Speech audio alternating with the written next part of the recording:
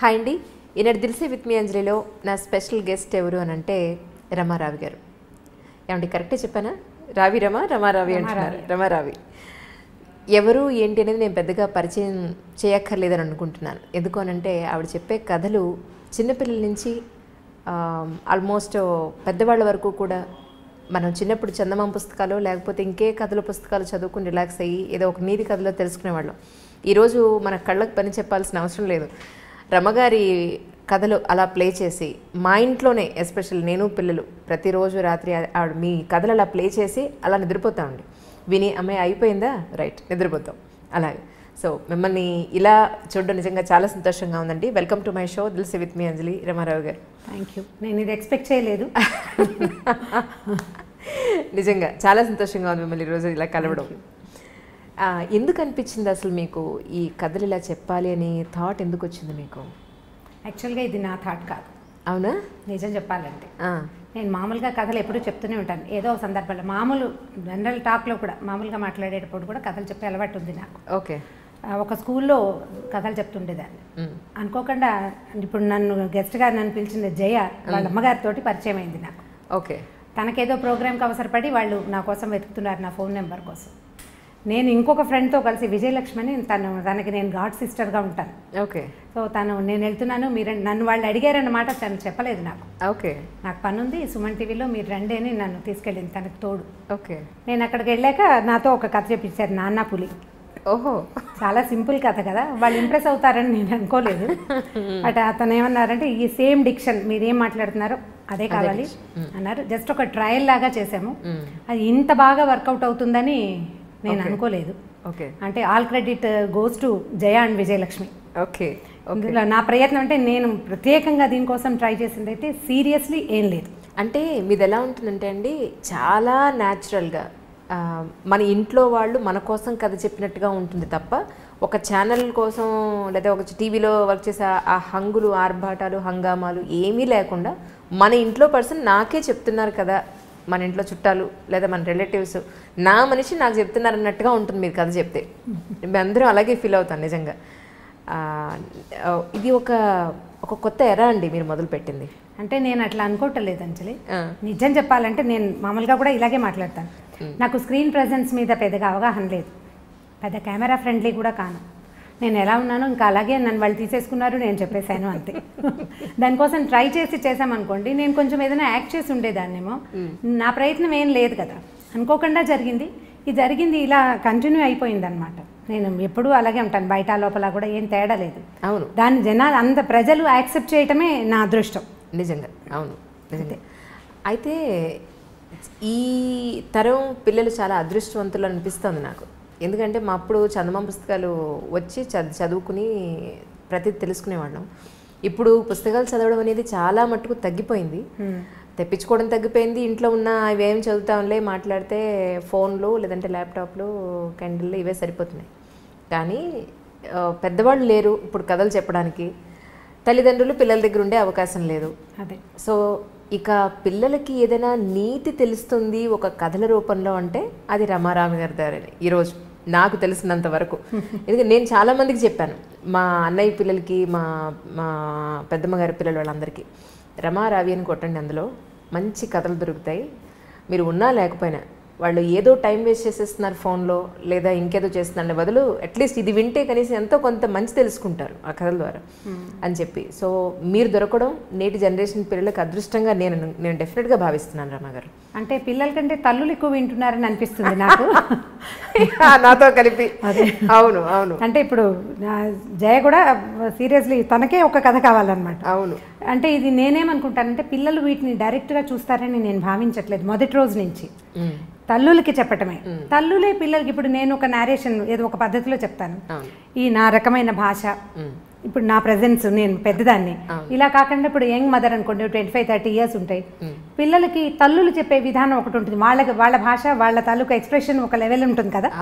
అలాంటి దాంట్లో వీళ్ళు తెలుసుకున్న కథని ఆ లెవెల్లో కనుక పంపిస్తే ఇస్తే పిల్లలకి ఇంకా బాగా వెళ్తుందని భావిస్తాను నేను. ఇప్పుడు నేను ఒక మాట చెప్పాను అనుకోండి మా అబ్బాయికి, అదే మాట మా అక్కయ్య చెప్తే ఒక రకంగా ఉంటుంది, నేను చెప్తే దాంట్లో 4 తిట్లు యాడ్ చేసినప్పటికీ నేను చెప్పింది కరెక్ట్గా వెళ్తుంది నా పిల్లాడు కాబట్టి అట్లా వెళ్తాయని నేను అనుకున్నాను. ఇప్పుడు బాగా తెలుస్తుంది ఏంటంటే పిల్లలు కూడా చూస్తున్నారు అని ఇప్పుడు ఈ మధ్య తెలుస్తుంది అనమాట. అవునండి, కొంతమంది పిల్లలు కూడా ఫోన్లు చేస్తుంటారు. ఓకే, ఆ నెంబర్ దొరికేసరికల్లా మాట్లాడుతూ ఉంటారు. సో కొంతమంది పిల్లలు చూస్తున్నారు. అంటే కథ డైరెక్ట్గా కాకుండా కొంత డిస్కషన్ చేస్తున్నాం కదా, ముందు వెనక ఏదో మాట్లాడుతున్నాం. సో ఈ మాట్లాడే మాటలతోటి పిల్లలు ఏమైనా అఫెండ్ అవుతారా, కష్టపెట్టుకుంటారా అలా అనిపిస్తుంది నాకు. పిల్లలు ఇలా ఉంటారు, ఇలా చేస్తారు, వాళ్ళని మనం ఇలా చేయాలి అని చెప్పే మాటకి వాళ్ళు ఫీల్ అవుతారని భావిస్తున్నాను. లేదు లేదు, ఎందుకంటే నేను చెప్తా చూడండి. ఇప్పుడు పెద్దవాళ్ళు చెప్పినట్టు పెరట్లో ఉన్న చెట్టు వైద్యానికి పనికిరాదని నేను ఎంత చెప్పినా తల్లి వాళ్ళ పిల్లలకి ఎంత చెప్పినా ఎక్కదు. అదే అన్లెస్ అదే విషయాన్ని చక్కగా మీ మాటల్లో గుచ్చినట్టుగా మీ మాట ఎక్కడా కూడా డైరెక్ట్గా వెళ్ళి సూత్తో గుచ్చినట్టుగా ఎక్కడా ఉండదు. చాలా సాఫ్ట్గా వెళ్ళి తగులుతూ ఉంటుంది అర్థం చేసుకునే వాళ్ళకి. అయితే వాళ్ళు అనేది ఏంటంటే, అమ్మ నువ్వు చెప్పినట్టే ఉంది కానీ మేడం చెప్తే వినబుద్ధి అవుతుంది, నాకు రమ్మగారు చెప్తే వినబుద్ధి అవుతుంది. మా అబ్బాయి 8th క్లాస్ చదువుతున్నాడు. వాడు ఏ రోజున అదే క్రికెట్ ఏదైనా చూస్తానంటే కనుక, సరే అయితే క్రికెట్ చూడొద్దు, రమ్మగారి స్టోరీ నీకు ఓకే కదా, సరే అదే పెట్టి నేను చూస్తాను ఫస్ట్ అని మొదలు పెట్టాడు. అంటే నా కోసం మొదలుపెట్టి ఏ రోజున వాడు మీది ఒక కథ వినకపోతే వాడు పడుకోని పరిస్థితి, ఆ స్టేజ్కి వచ్చాడు. ఈవేళ నాతో పాటు వస్తానని, కానీ వాడు ఇంకా రెడీ అవ్వలేదు. ఇంకా లేట్ అయిపోతుందిరా బాబు, ఇంకో రోజు మన ఇంటికి వెడదాంలే డెఫినెట్గా, రమ్మగారితో నీకు ఒక ఫోటో కావాలి, నీ డైరెక్ట్గా స్టోరీ వినిపిస్తాను నీకు అని చెప్పి ప్రామిస్ చేసి వచ్చేసాను. డెఫినెట్లీ అండి, అది ఎప్పుడు జరుగుతుందో చూడాలి.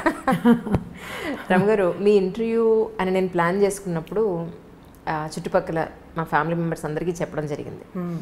వాళ్ళ ఇళ్లలో ఉన్న సమస్యలు ఏదైతే ఉన్నాయో ఒకసారి రమ్మగారిని అడిగి నాకు ఏదైనా కొంచెం ఒక సమాధానం తెప్పిస్తావా, ఒక సొల్యూషన్ తెప్పిస్తావా అని అడిగారు. ఒకటి ఏంటంటే, చంటి పిల్లలు ఉన్న ఇంట్లో ఇప్పుడు జాయింట్ ఫ్యామిలీస్ లేవు, వీళ్ళు ఉద్యోగాలకు వెళ్ళిపోవాల్సిన పరిస్థితి. ఎందుకంటే భగవంతుడు ఒక నేచర్ ఇచ్చేశాడు, ఒక ఆడవాళ్ళకి లక్షణాలు, మగవాళ్ళకి లక్షణాలు అనేవి శారీరకంగా మానసికంగా కూడా కొన్ని ప్రత్యేకమైన లక్షణాలు ఇచ్చేశాడు. వీటికి విరుద్ధంగా ఇప్పుడు విమెన్ కూడా ఉద్యోగం చేయాల్సి వస్తుంది. అలా అని పోనీ ఇంట్లో బాధ్యతలు జెంట్స్ ఎవరైనా తండ్రులు కానీ హస్బెండ్స్ కానీ ఎవరైనా షేర్ చేసుకుంటున్నారా అని అంటే అదొక పెద్ద క్వశ్చన్ మార్కే. ఎంతమంది చేసుకుంటున్నారు 100 మందిలో అని అంటే ఒక లేడీని కదిలిస్తే ఎవరి బాధలు వాళ్ళు చెప్పుకుంటారు. నిజంగా అందరూ షేర్ చేసుకుంటున్నారని మనం ఖచ్చితంగా చెప్పలేము, అలా అనుకోలేం. సో అలాని ఇటు ఇంటి పని, అటు పిల్లల పని బాధ్యతలు, అలాగే ఉద్యోగ బాధ్యతలు ఎక్కువైపోయి మానసికంగా శారీరకంగా ఎంతో స్ట్రగుల్ అయిపోతున్నారు విమెన్.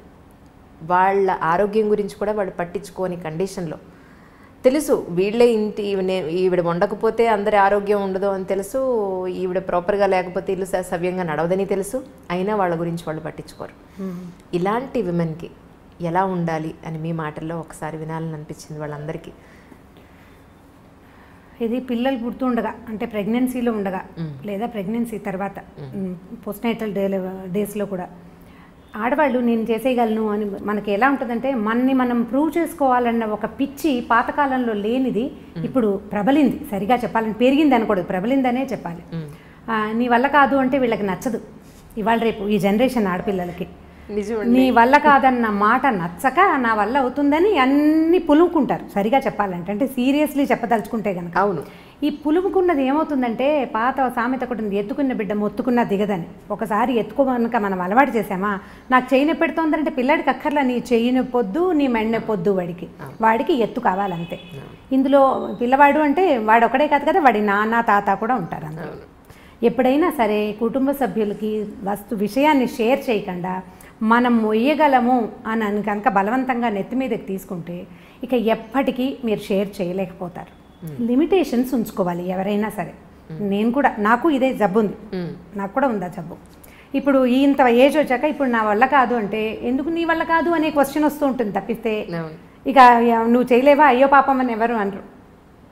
ఆ మాట ఎవరికి నచ్చదు. అందుకని ఇది చిన్న వయసులోనే మనం ఏం చేయాలంటే, మనకి ఒక లిమిటేషన్ ఉంచుకోవాలి. నేను ఇది చేయగలను, నేను ఇది చేయలేను, పోనీ ఈ విషయాన్ని ఇంత మటుకు చేస్తాను, తర్వాత నేను చెయ్యను అని చెప్పగలగాలి. ఈ చెప్పటం రాకపోతే అనుభవించాల్సిందే. ఇప్పుడు పిల్లలు చిన్నతనం, ఒక 3-4 ఏళ్ల చంటి బిడ్డ ఉన్నాడు అనుకోండి, 4 ఏళ్ల పిల్లాడంటే ఇక వాడి ఎంత మారంలో ఎంత విసుగులో వాడికి అన్నం పెట్టడం, వాడిని నిద్రపుచ్చడం, వాడి ప్రతిదీ ఒక కష్టసాధ్యమైన సంగతిగానే ఉంటుంది. వీటిని తల్లులే చేయవలసిన పనులు ఉంచుకుని మిగిలినవి తండ్రులకి షేర్ చేయడానికి ప్రయత్నం చేయాలి. వాళ్ళతో కూర్చొని మాట్లాడుకోవాలి. ఇప్పుడు మీరు మామూలుగా కబుర్లు చెప్పుకోవడానికి, సినిమాలకు వెళ్ళడానికి వాటన్నిటికీ మాట్లాడుకుంటూనే ఉంటారు. అలాంటప్పుడు ఇలాంటివి కూడా మాట్లాడకుండా ఉండరు కదా. వైఫ్ అండ్ హస్బెండ్ అన్నాక ఎంతో కొంత మాట్లాడుకుంటేనే కదా సంసారం నడిచేది. ఖచ్చితంగా ఈ పని నువ్వు చెయ్యి అని దానికి మళ్ళీ ఇంకొకటి ఉంది, తల్లులకి ఇంకొక జబ్బు ఉంటుంది, మ్యాచ్ సహజంగా. ఆ పిల్లాడు ఏదో నాన్న దగ్గర ఒక నిమిషం ఏడవంగానే వీడు ఇంకా ఆగలేరన్నమాట, నువ్వు చేయొద్దులే నేనే చేసుకుంటా, పిల్లాడిని నేర్పిస్తున్నావు అనేస్తారు. అనకూడదు. కొంచెం గట్టిగా మనసు దిటవ చేసుకుని వాళ్ళిద్దరు తంటాలు వాళ్ళు పడతారు అని కనుక వదిలిపెట్టేస్తే అప్పుడు తండ్రి పిల్లవాడిని హ్యాండిల్ చేస్తాడు. ఎప్పుడైతే తల్లి సపోర్ట్ ఉందో ఈ పిల్లలు ఇక వాళ్ళ మాట వినరు. నేను ఈ పని చేయను, ఇక నువ్వు నాన్నతోటే చేయించుకో, ఇవి అతనే హ్యాండిల్ చేయాలి. ఈ విషయం హోంవర్క్ చేయించడం, కొట్టని తిట్టని అక్షంతలేని ఏం చేసినా ఆయన ఏం చేస్తే అది చేస్తాడు అని వీళ్ళు ఊరుకోగలిగితే షేరింగ్ కుదురుతుంది. మనం అలా చెయ్యము, ముందు షేర్ చేస్తాము, అందరూ చేసే పని, నేను కూడా ఉన్నా అందులో. ఈ మనం పోట్లాడుకు ఏదో చిన్న మాట్లాడేసుకుంటాం, ఈ హోంవర్క్ చేయొచ్చని చెప్తాం. వాడు హోంవర్క్ చేస్తుండగా వాడు ఏదో విండు, ఏరా నీకు ఇది కూడా రాదా అనో ఏదో అంటాడు నాన్న. అమ్మ చూడు నాన్న అనగానే మనం తయారైపోకూడదు. తయారైపోతాం మనం. ఆ తయారవ్వకుండా ఉండడం, మధ్యలో దూరకుండా ఉండటం, ఇది అలవాటు చేసుకోవాలి. మన ఇంట్లో కనుక ఇన్లాస్ ఉన్నారనుకోండి, వాళ్ళకి కూడా పిల్లల తాలూకు కొన్ని వ్యవహారాలని అప్పచెప్పటం తెలుసుకోవాలి. సాయంత్రం 7 నుంచి 9 దాకా తాతగారి దగ్గర కూర్చొని హోంవర్క్ చేసుకోవాలంటే తాత సరిగా చెప్పని సరిగా చెప్పకపోని మాట్లాడకూడదు. ఇప్పుడు బ్యారికేడ్స్ ఎవరికి కావాలి? మా ఆడవాళ్ళకే కావాలి. మనమే హద్దుల్లో ఉండాలి. ఈ హద్దు కనుక తెలుసుకుని ఉంటే అప్పుడు కుదురుతుంది. నాకు అన్నీ వచ్చు, నేను అన్నీ చేయగలను, ఈ పని ఆ పని సమస్తమైన పనులు నేనే చేసేయగలను అని ప్రూవ్ చేసుకోవడానికి ట్రై చేస్తే ప్రతిసారి మన శరీరం సహకరించదు.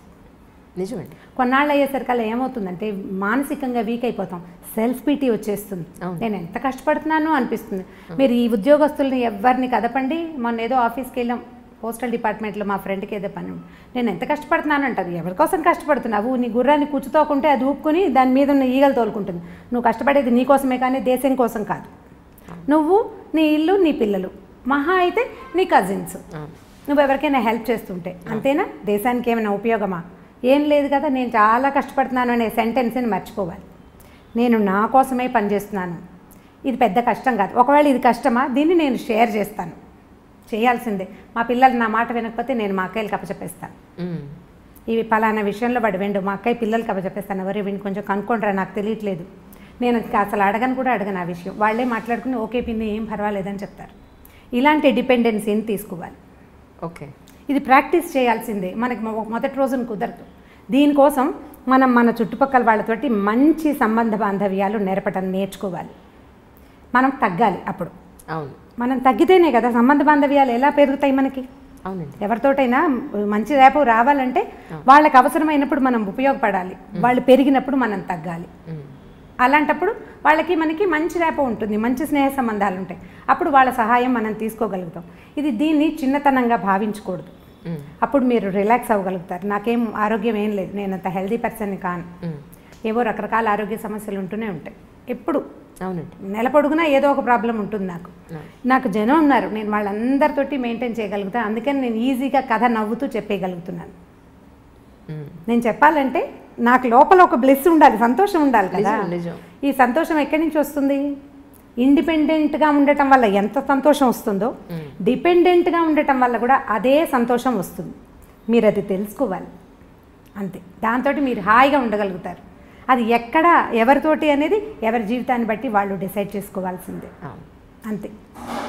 ఇంకోటండి రమ్మగారు, ఇప్పుడు హైదరాబాద్లో మనకు ఒక లైఫ్ స్టైల్ ఉంటుంది, ఇదే కొంచెం విలేజెస్కి వెళ్తే అక్కడ ఒక లైఫ్ స్టైల్ ఉంటుంది. మనకి ఇక్కడ దొరికే మెటీరియల్ కానీ మన అన్ని రకాలుగా, అది ఫుడ్ అయినా డ్రెస్ అయినా మన లైఫ్ విధానమైనా ఇక్కడ ఒక రకం ఉంటుంది. ముంబైలో ఒకటి ఉంటుంది, ఢిల్లీలో ఒకటి ఉంటుంది, ఇంకో విలేజెస్లో ఒకలా ఉంటుంది.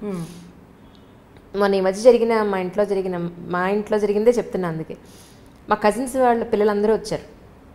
వస్తే విలేజెస్ నుంచి వచ్చిన పిల్లలతోటి వీడు మాట్లాడట్లేదు. ఇక్కడ సిటీలో ఉన్న పిల్లలు, బెంగళూరు, ఢిల్లీలో, హైదరాబాద్లో ఉన్న పిల్లలు మా కజిన్స్ ఊరి నుంచి వచ్చిన వాళ్ళతో మాట్లాడట్లేదు. ఏంటి ఎందుకు మాట్లాడట్లేదు? వాళ్ళని వెళ్ళండి మాట్లాడండి వాళ్ళతోటి అని అంటే, వాళ్ళ డ్రెస్ చూసావా, వాళ్ళ భాష చూసావా, ఇంగ్లీష్ రాదు వాళ్ళకి, మేము ఎలా కలుస్తాం వాళ్ళతోటి? నోరు తెరిస్తే ఏమిటే అలా ఉన్నారే అని అంటే మేము వాళ్ళతో ఎలా మాట్లాడతాం? మాకు ఇష్టం లేదు మాట్లాడడం అన్నారు. నేను చెప్పగలిగినంత డ్రెస్ చూసో ఇప్పుడు మీరు ఇంగ్లీష్ స్కూల్లో మిమ్మల్ని వేసాం కాబట్టి మీకు ఇంగ్లీష్ వచ్చింది, లేకపోతే మేము కూడా ఊళ్ళోనే ఉంటే మీరు కూడా అలాగే ఉండేవాళ్ళు. అంతే కదా.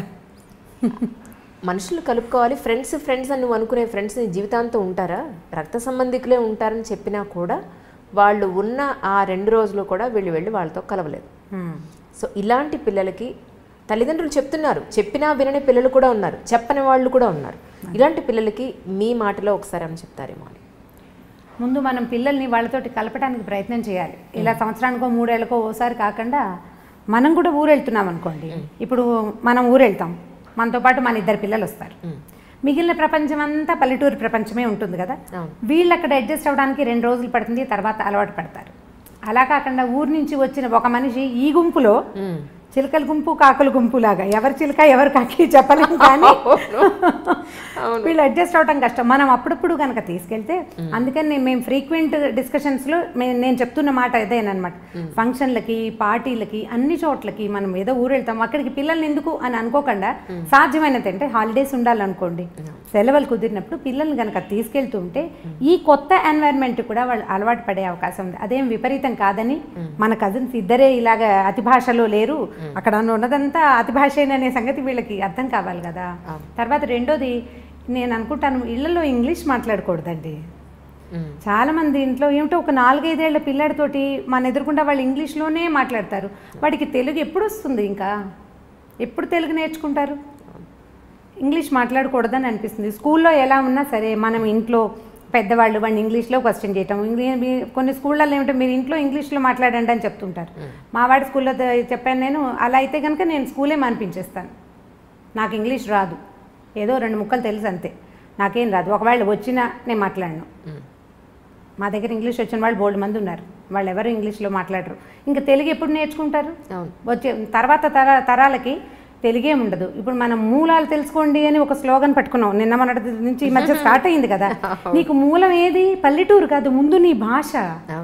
ముందు నీ భాష, దానికి ఒత్తులు శశసహాలకి తేడా, అవే మనం తెలియజేయటం లేదు. ముందు మీరు ఇంగ్లీష్లో మాట్లాడకుండా పిల్లలతో తెలుగులో మాట్లాడి, ఇంట్లో ఇంగ్లీష్ మాట్లాడితే తెలుగు మాట్లాడు, ఈ 4 ముక్కలు నేర్చుకో, మేము ఉండగా అయినా అని పిల్లల్ని బెదిరించి, తర్వాత వీళ్ళని ప్రతి ఫంక్షన్కి, పార్టీకి తీసుకుని వెళ్ళి కనుక అలవాటు చేస్తే అప్పుడు కొంచెం కాస్త బెటర్గా అవుతారని అనిపిస్తుంది. మా వాళ్ళు ఏమి పల్లెటూరుకి దానికి తేడా ఫీల్ అవ్వరు. సంవత్సరానికి 2 రోజుల నుంచి 15 రోజుల దాకా ఎప్పటికప్పుడు ఊళ్ళో పడి దొరలేస్తారు. అక్కడ ఫ్యాన్లు ఉండవు, ఎప్పుడు కరెంట్ ఉండదు, ఏసీ ఉండదు, ఫోన్లకి సిగ్నల్స్ రావు. ఏదో తాడి చెట్ల దగ్గర, తుమ్మ చెట్ల దగ్గర తిరిగి, గొడ్ల వెనకాల తిరిగి ఎలాగోలాగా ఉంటారు అంతే. చిట్టుకూడూరు వెళ్తే అసలు ఏమీ ఉండదు మా ఊళ్ళో. అగ్గిపెట్ట కూడా ఇది వరకు దొరికేది కాదు, ఇప్పుడేదో అగ్గిపెట్టెలు అవి దొరుకుతున్నాయి, కానీ మేము బాగానే ఉన్నాం. మరి వాళ్ళు పిల్లలు గొడవ పెట్టేవారు కదండి, మేము రావు అక్కడికి ఉండవని. అవి ఏమిటి అక్కడి నుంచి రావడానికి దుఃఖించేవాళ్ళు మా వాళ్ళు. ఇప్పుడు నేను వెళ్ళకపోయినా నా పిల్లలు వెళ్ళిపోతారు వాళ్ళ దారిని వాళ్ళు. ఎప్పుడు అవకాశం దొరుకుతుందా వెళ్ళి చిట్టుకూడూరులో పడిపోదామా అని ఉంటుంది వాళ్ళకి. నేను మా పిల్లలు కాదు, మా అక్కయ్యల మనవలు కూడా చిట్టుకూడూరు వెళ్ళిపోవాలి. చెరువు, దాని గాలి, అక్కడ ఉండే ఆ గాలిలో కనపడే, అంటే వాళ్ళ పిల్లల మనసులకు అర్థమవుతుంది, ఒక ఫ్రీడమ్ ఉంటుంది అక్కడ. ఏ హద్దులు ఉండవు, ఎక్కద్దు, దూకద్దు, తిరగద్దు, ఎండలో తిరగద్దు, ఇలాంటివి ఏమి ఉండవు. ఓ చోట కూర్చో మాట ఏమి ఉండదు. అరే తాడి చెట్టు ఎక్కుతున్నాడు, హెల్ప్ చేయండి అని ఎవరో ఒకడు, ఇంకో కుర్రాడు వచ్చి ఈ చిన్నపిల్లాడు తాడి చెట్టు ఎక్కుతుంటే వాడిని ఎక్కిస్తారనమాట పైకి. మా అబ్బాయిలు కొబ్బరి చెట్లు అవి ఎక్కడం వచ్చు. మేము సిటీలోనే వాళ్ళు పుట్టి పెరిగిన, వాళ్ళ నాన్నగారు కూడా ఇక్కడే పుట్టి పెరిగారు. అయినా సరే వెళ్ళటం వల్లే వదిలేయండి కాస్త. ఇప్పుడు మనకి చుట్టాలు లేరనుకుందాం, పల్లెటూళ్ళు తీసుకెళ్ళండి, ఎక్కడైనా స్టే చేసేందుకు అవకాశం తీసుకుని. మీరు అలా గనక వెళ్తే మూలాలు తెలుసుకోవటం కాదు, వాళ్ళని వాళ్ళు తెలుసుకుంటారు. మనం ఇవాళ దీంతోటే పుట్టలేదు, ఇంతకుముందు ఇంకోటి కూడా మన జీవితాల్లో ఉండేది అనే సంగతి వాళ్ళకి అర్థమవుతుంది. ఇదే ప్రత్యేకమైన విషయం కాదు, మీరు అడిగారు కాబట్టి నేను ఆన్సర్ చెప్పాను, కానీ సహజంగా జరిగిపోతున్నాయి ఇవి. ప్రత్యేకంగా ఏం చేయట్లేదు, మూలాలు తెలుసుకోవడం కోసం వెళ్తున్నాం మేము, మా ఊరు మేము వెళ్తున్నాం అంతే. అలాగే ఇంకొకటి రమ్మగారు, సిటీలో ఇప్పుడు మీరు నేను నెక్స్ట్ అడగబోయే క్వశ్చన్ మీ దాంట్లోనే మొదలైపోయింది. యాక్చువల్లీ ఫ్రీడమ్ అనేది టీనేజ్ పిల్లలకి, అమ్మాయి అయినా అబ్బాయి అయినా సరే, అదొక పెద్ద టీనేజ్ పిల్లల్ని మేనేజ్ చేయడం, పెంచడం అనేది తల్లిదండ్రులకి అసలు తలకు మించిన భారం అయిపోయింది ఈరోజు. ఎస్పెషల్లీ సిటీస్లో, విలేజెస్లో అంత లేదు, కానీ అక్కడ క్వశ్చన్ చేయాలంటేనే అమ్మ నాన్న వాళ్ళని ఒక మాట అండం ఏంటి అనే ఒక చిన్న ఇది ఉంటుంది, భయం భక్తి కనపడుతుంది. ఇక్కడ మన సిటీలో అది కనిపించట్లేదు. వాళ్ళది ఏంటంటే ఫ్రీడమ్ అనే దానికి విచ్చలవిడితనానికి డిఫరెన్స్ తెలియట్లేదండి. మా అమ్మ పార్టీలకి, బర్త్డే పార్టీలకి పంపదు. మా అమ్మ లేదా బయట ఫ్రెండ్స్ ఈరోజు పార్టీ, వీకెండ్ పార్టీ చిల్ అవుదామంటే మా అమ్మ పంపదు. లేదా మా అమ్మ హెయిర్ కలర్ వేసుకుంటానంటే వద్దంటుంది. మా అమ్మ నాకు మినిమం ఫ్రీడమ్ ఇవ్వదు. ఒక ఫోన్ వచ్చి నేను లోపలికి డోర్ వేసుకుని మాట్లాడతానంటే మా అమ్మ ఒప్పుకోదు. ఫోన్ వస్తే లోపలికి వెళ్ళి ఎందుకు మాట్లాడాలి, బయట ఎందుకు మాట్లాడకూడదు, మేము అందరూ ఉన్నాం కదా ఇక్కడ ఎందుకు మాట్లాడకూడదు అంటుంది. మా అమ్మ నాకు ఇవ్వాల్సిన మినిమం ఫ్రీడమ్ కానీ లేదు ప్రైవసీ కానీ ఇవ్వట్లేదు. అసలు ప్రైవసీకి ఒక వాళ్ళకి ఇవ్వాల్సిన స్వేచ్ఛకి విచ్చలవిడితనానికి మీ మాటల్లో ఒకసారి అంటే దీనికి ఇప్పుడు మనం మూలఛేదం చేసుకోవాల్సిందే ఈ ప్రశ్నకి సమాధానం చెప్పాలంటే. ఇప్పుడు పార్టీలకు వెళ్ళి చిల్ చేయటము, హెయిర్ కలర్ వేసుకోవటము పిల్లలకి ఎలా తెలుస్తున్నాయి? తమ తోటి వాళ్ళు చేయటం వల్ల ఒకటి, లేదా సోషల్ మీడియా వల్ల. ఇప్పుడు వీళ్ళు ఏదో నెట్లో యూట్యూబ్లో చూడడానికి చూస్తారు, రకరకాల హిందీవి షార్ట్ ఫిల్మ్స్ వీడియోస్ చూస్తుంటారు. అందులో చూసిన దాన్ని కాపీ చేయాలనుకుంటారు అంజలి ప్రధానంగా. ఇప్పుడు మనం యూట్యూబ్లోనే ఇవన్నీ రకరకాల ప్రోగ్రాములు చేస్తున్నాం. ఇప్పుడు దీంతో పాటు మనం ఏదో సంస్కారాలు వీటిని గురించి తెలియజేయాలని మనం అనుకుంటున్నట్టే ఫ్రీడమ్ని తెలియజేసేస్తున్నారు నానా రకాలుగా. ఇంగ్లీష్ వీడియోస్ కానీ హిందీ వీడియోస్ కానీ మీరు చూడండి, ఒక అమ్మాయి అబ్బాయి చాలా ఫ్రెండ్లీగా ఉండటం, వాళ్ళిద్దరూ బెస్ట్ ఫ్రెండ్స్గా ఉండటం కోకొల్లలుగా కనపడతాయి. ఆడపిల్లలు ఇష్టారాజ్యంగా హెయిర్ కట్లు, చిన్నవి పొన్నవి బట్టలు వేసుకోవటమే మనం చూస్తాం. ఇప్పుడు మనం చూసిన పిల్ల న్యాచురల్లీ అది కాపీ చేయాలని అనుకుంటుంది. అది జరిగేదే కదా. అక్కడి నుంచి ఓ 10 మంది పిల్లలు చూసారనుకోండి, ఓ 2 పిల్లల తల్లులు కొంచెం ఫ్రీగా ఆలోచించేవాళ్ళు, పిల్లలు ఇష్టారాజ్యంగా పోనీ ఇవాళ రేపు ఫ్యాషన్ అని భావించేవాళ్ళు ఓ 2 చేయనిస్తారు. మిగిలిన 8 మందికి వాళ్ళ మీద ఫ్యాన్సీగా ఉంటుంది. వాళ్ళ ఒక 5-6 కష్టపడి ఎలాగో ఇరికి అందులో జ్వరపడతారనుకోండి, ఓ 2 ఉండిపోతాయి డక్లింగ్స్ వెనకాల. వీటికి ఏమనిపిస్తుంది, ఈ బాతులన్నీ ముందుకు పోతున్నాయి, నన్ను పోనివ్వటం లేదని పేరెంట్స్ మీద ఒక కచ్చా అయిష్టము ఏర్పడతాయి. ఇప్పుడు ముందు పోతున్న ఈ 8 బాతుల్ని మనం ఏ రకంగా కంట్రోల్ చేయగలుగుతాం? మనం ఎక్కడ కట్ చేయాలి? దాన్ని ఎక్కడ కట్ చేయాలి? ముందు మనం మూలఛేదం చేసుకోవాల్సి వస్తుంది. దీనికి ఇక వేరే మార్గం ఏదీ లేదు. పల్లెటూళ్ళల్లో కూడా ఇందుకు భిన్నంగా లేరు. మీరంటే ఊళ్ళల్లో బాగుందనుకుంటున్నారేమో, నేను ఫ్రీక్వెంట్ పల్లెటూళ్ళు వెళ్తూనే ఉన్నాను కదా, నాకు బాగానే తెలుసు. అక్కడ కూడా ఎప్పుడు ఫోన్లలో ఉండే పిల్లలు, ఎంతసేపు చాటింగ్ చేసే పిల్లలు. మొన్న నేనేదో సినిమాకి వెళ్ళాను, సంవత్సరానికి ఒకసారి వెళ్తాం. సినిమాలో కూడా అమ్మాయి ఫోన్ చేసి నొక్కుతుంది స్టేటస్. నువ్వు సినిమా థియేటర్లో ఉన్న సంగతి ఎవరికైనా ఎందుకు తెలియచేయాలి? అసలు ఎందుకు? అసలు ఏమిటి అదే పిచ్చి అయిపోయింది కదండి నిజంగానే. ఆ సినిమా ఎన్నిసార్లు అమ్మాయి ఫోన్ మోగుతుందో, పిల్ల నా పక్కన కూర్చున్న పిల్ల నొక్కుతూనే ఉంది. ఇక ఆ చీకట్లో దాని ప్రతిభా విశేషాలు ఏమిటో. అర్జునుడు ఎందుకు పనికిరాడండి వాళ్ళ ముందు? ఎలా టకటకటకటక అసలు ఎంత వేళ్ళకి ఎంత స్పీడో, నా కళ్ళు దాని వేళ్ళని పట్టుకోలేకపోయినాయి. నేను ఓల్డ్ అయ్యాను, అది మరీ యంగ్గా ఉందో. అమిత స్పీడ్, చకచక మెసేజ్ చేయడం, వెంటనే సమాధానం రావటం. సినిమాలో ఉన్నంతసేపు ఆ అమ్మాయి ఏదో ఒక మెసేజ్ పెడుతూనే ఉంది. పక్కన అమ్మాయి ఏం చేస్తున్నావు అని అడిగితే స్టేటస్ పెడుతున్నా. థియేటర్లో ఉన్నానని స్టేటస్ పెట్టాలా? నువ్వు సినిమా చూస్తావు, బజార్ వెళ్తావు, దానికి తోడు మనకి ఇప్పుడు గూగుల్ మ్యాప్ ఒకటి ఉంది. అంటే ఇది ఇట్స్ కరెక్టో కాదో నాకు తెలియదు, కానీ నేను ఎక్కడికి వెళ్ళినా అది నన్ను ప్రశ్నిస్తుంది, నువ్వు ఫలానా పాన్ షాప్ దగ్గర నుంచి అది నీకు నచ్చిందా అని. ఎగ్జాక్ట్లీ వాళ్ళకి దొరికిపోతున్నావు. అంటే ఒక కన్ను ఎప్పుడు మనల్ని చూస్తూ ఉంటుంది. మనం ప్రపంచాన్ని చూస్తూనే ఉన్నాం. ఇంత ప్రపంచంలో ఉన్న ఇన్ని రకాలు చూస్తున్నప్పుడు పిల్లలు దాన్ని కాపీ చేయాలనుకోవటం చాలా సహజం. ఎందుకంటే పిల్లలు కాపీ చేయటమే వాళ్ళ నేచర్. మనిషే కాపీ జీవి సరిగా చెప్పాలంటే. మనమే నేర్చుకుంటాం కదా, పిల్లలు ఇంకా ఎక్కువ నేర్చుకుంటారు. వాళ్ళు చూసేది ఏం చూస్తారో దాన్ని బట్టే వాళ్ళు అడుగుతుంటారు. ఫ్రీడమ్ ఇవ్వటము ఇవ్వకపోవటం అనేది దట్ పేరెంట్స్ తాలూకు ఉద్దేశాలు. కానీ మీరు మంచి స్కూల్లో చేరుస్తాము, ఇప్పుడు పెద్ద సర్కిల్ వెళ్ళే స్కూల్ అనుకుందాం, మన శక్తికి మించి కూడా ఒక్కొక్కసారి. ఇప్పుడు మిగిలిన వాళ్ళంతా ఒక వేషం వేస్తున్నప్పుడు మన బాతు పిల్లని ఆ వేషం వేయనివ్వకూడదంటే ఎలా కుదురుతుంది? నీకు స్కూల్ కావాలి, వేషం వద్దు అంటే సాగదు. మన లెవెల్ ఆఫ్ దీంట్లో ఉన్నప్పుడు మనకేమనిపిస్తుంది, అబ్బాయి ఇలా మరీ మిడిల్ క్లాస్ లెవెల్లో ఉన్నారు, హై క్లాస్ దాంట్లో చేరిస్తే పిల్లలకి ఎక్స్పోజర్ అదొక పెద్ద పదం. అవును. ఇప్పుడు ఈ ఎక్స్పోజర్ అనేది మంచి చెడు రెండు ఉంటాయి. మనం ఒకదానికి ఒప్పుకుని రెండో దానికి అబ్బాయి నో అనడానికి అసలు కుదరదు.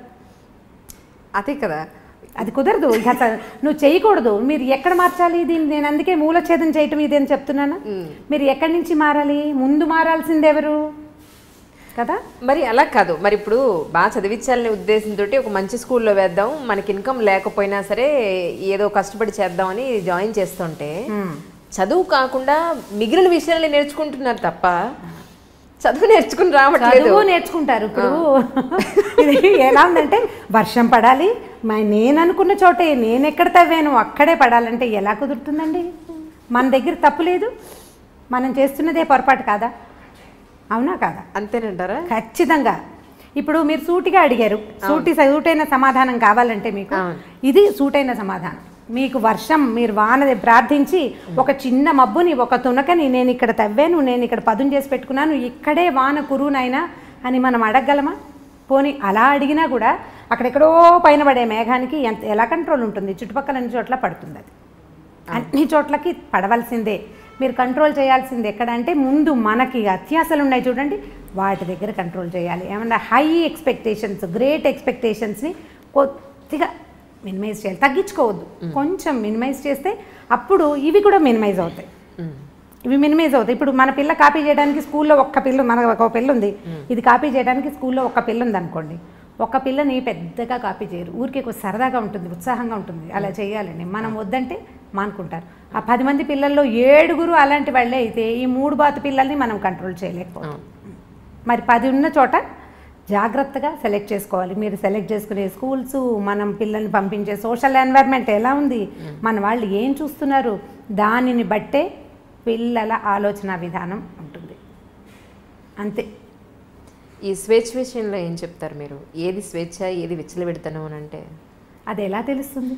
ఇప్పుడు మరి పిల్లలు ప్రైవసీ కావాలంటున్నారు కదా, మాకంటూ ప్రైవసీ కావాలి. ఒక 13 ఏళ్ళు 14 ఏళ్ళు వచ్చేసాయంటే మేము టీనేజర్స్మి, లేదు 18 ఏళ్ళు వచ్చేసాయంటే మేము మేజర్ అయిపోయాం, మాకు ప్రైవసీ కావాలి అంటున్నారు. అప్పుడు పిల్లలతోటి మాట్లాడుకుంటూ ఉండాలి.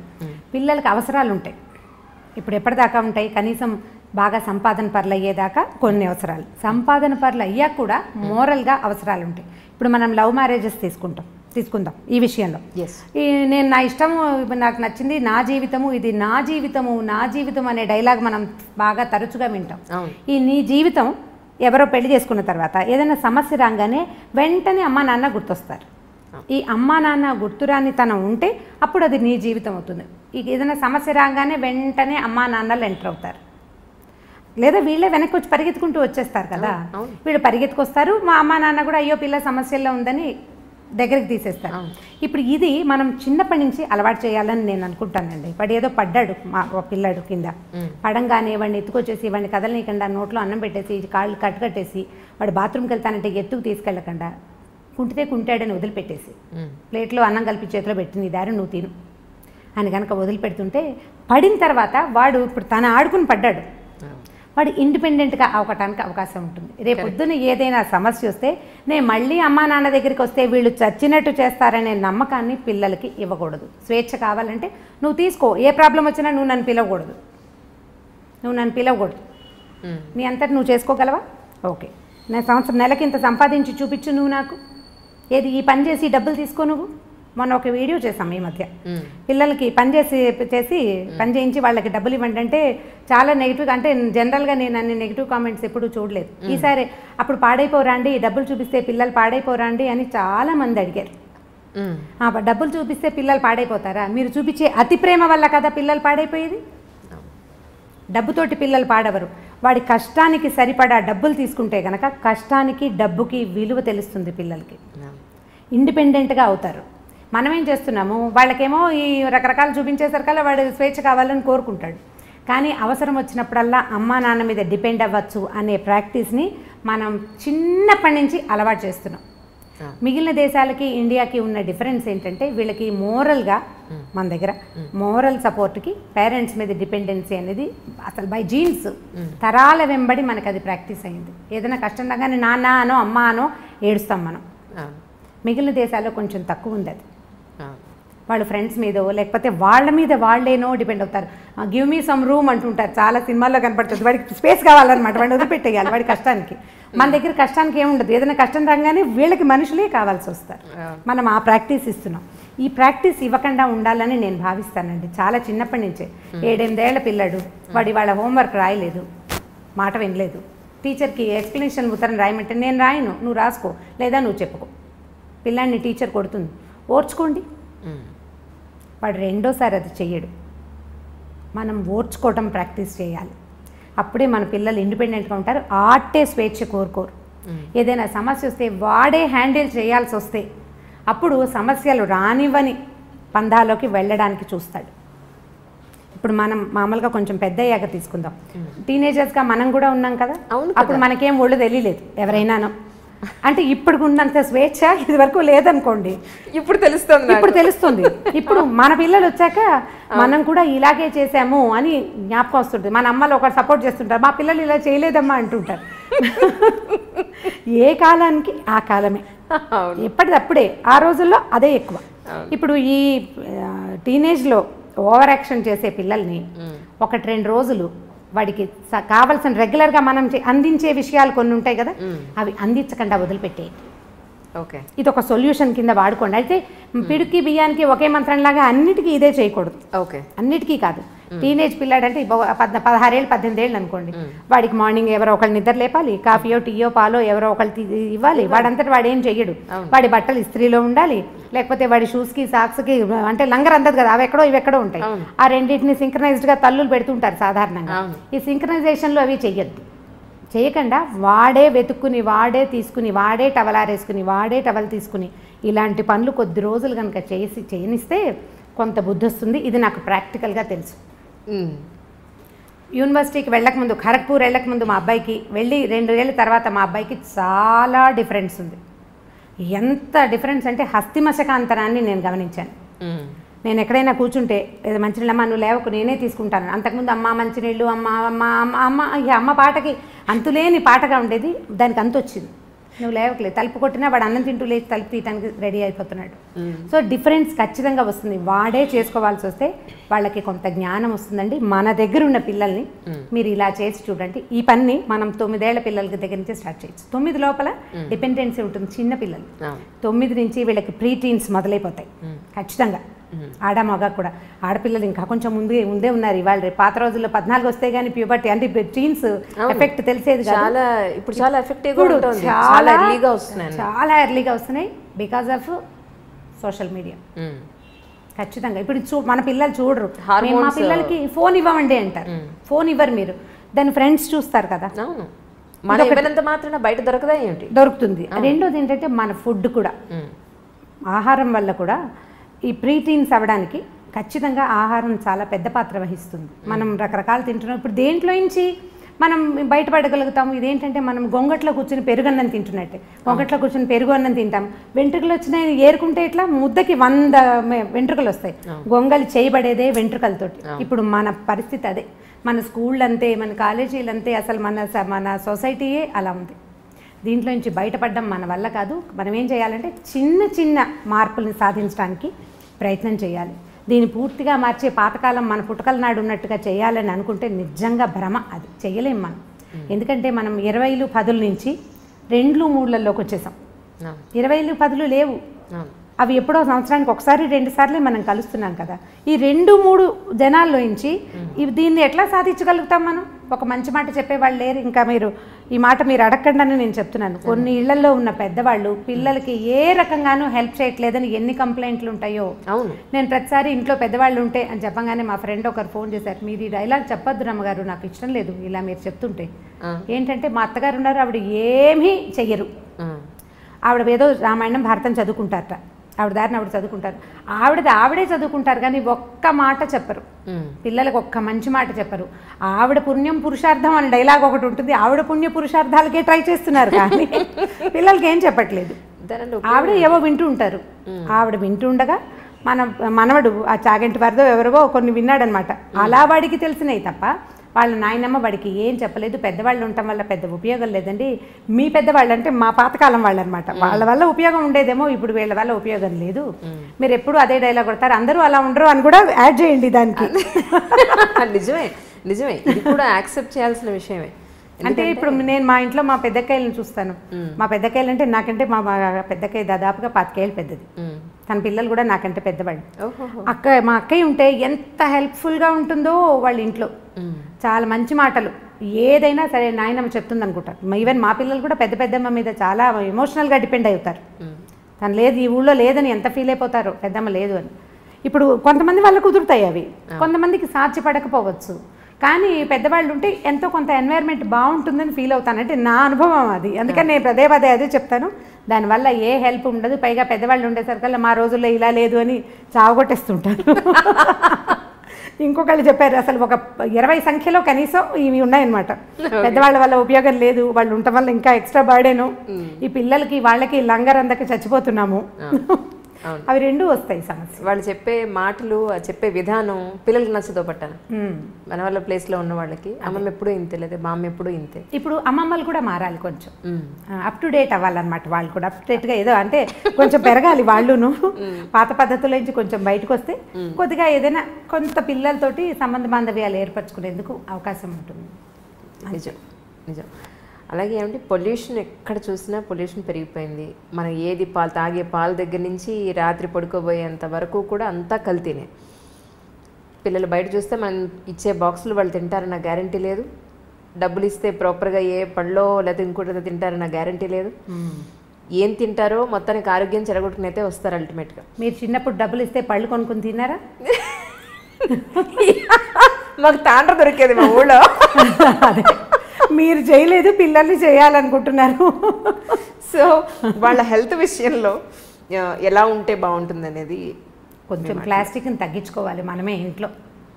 ప్లాస్టిక్ని తగ్గించుకోవటము మనం అంటే ఈ ప్రశ్నలన్నిటికీ మూలాలే ఉన్నాయండి. ప్రతిదానికి ఏ క్వశ్చన్ అడిగినా ఇది మనం మొదలుపెట్టింది మనమేనని ఆన్సర్ వచ్చేలాగా ఉంటుంది. మనం మొదట మానవుడు నిప్పు కనిపెట్టాడు కదా, అగ్ని కనిపెట్టారు. అగ్నితోటి ప్రమాదం ఉంటుందని కూడా తెలుసుకున్నాడు. హ్యాండిల్ విత్ కేర్ కదా. ఇప్పుడు తర్వాత కనిపెట్టిన ప్రతి వస్తువు, మన జీవన సౌలభ్యానికి వాడుకునే ప్రతి విషయము హ్యాండిల్ విత్ కేర్గానే ఉంది. మొదట పొయ్యి పెట్టుకునేవాళ్ళం, ఆ పొయ్యిలు అంటుకుని ఎప్పుడు ఇళ్ళు తగలపడిపోతుండే. మన చిన్నప్పుడు కూడా అగ్ని ప్రమాదాలు చూసేవాళ్ళం. గ్యాస్ స్టవ్ కనిపెట్టారు. బయోగ్యాస్ వల్ల అంత ప్రమాదం కొంచెం తక్కువ, ఎందుకంటే ఎక్కువ ఫ్లో ఉండదు కాబట్టి. కాల్ గ్యాస్ ఎంత సులువు, మొత్తం దేశం అంతా కాల్ గ్యాస్ అందించేసాం. దాంతో ప్రమాదాలు ఎంత ఎక్కువ ఉన్నాయి. ఇప్పుడు కారు, బైక్, స్కూటరు, మీరు ఏది పట్టుకోండి అవన్నిటికీ మనకి జీవితం ఎంత సులువు అయిందో వాటితోటి అంత ప్రమాదభూయిష్టంగానే ఉంది. మన సెల్ ఫోన్లు, ఇదివరకు ఎక్కడున్నామో ఎప్పుడో ఒక ల్యాండ్లైన్ ఫోన్ చేస్తే ఒక రకంగా తెలిసేది. ఇప్పుడు అనుక్షణము మనం ఎక్కడున్నామో మనం తెలియజేస్తున్నాము, లేదా అదే తెలుసుకుంటోంది. దాని రేడియేషన్ వల్ల ఎన్ని రకాల సమస్యలు వస్తున్నాయో, సెల్ టవర్ల వల్ల రేడియేషన్లు, దానివల్ల క్యాన్సర్లు, ఇదివరకు ఇన్ని లేవు. ఇప్పుడు మనం ఎక్కడ మానేసుకోవాలి? ఏమి మానాలి? మనం ఏవేవి మానగలుగుతాము?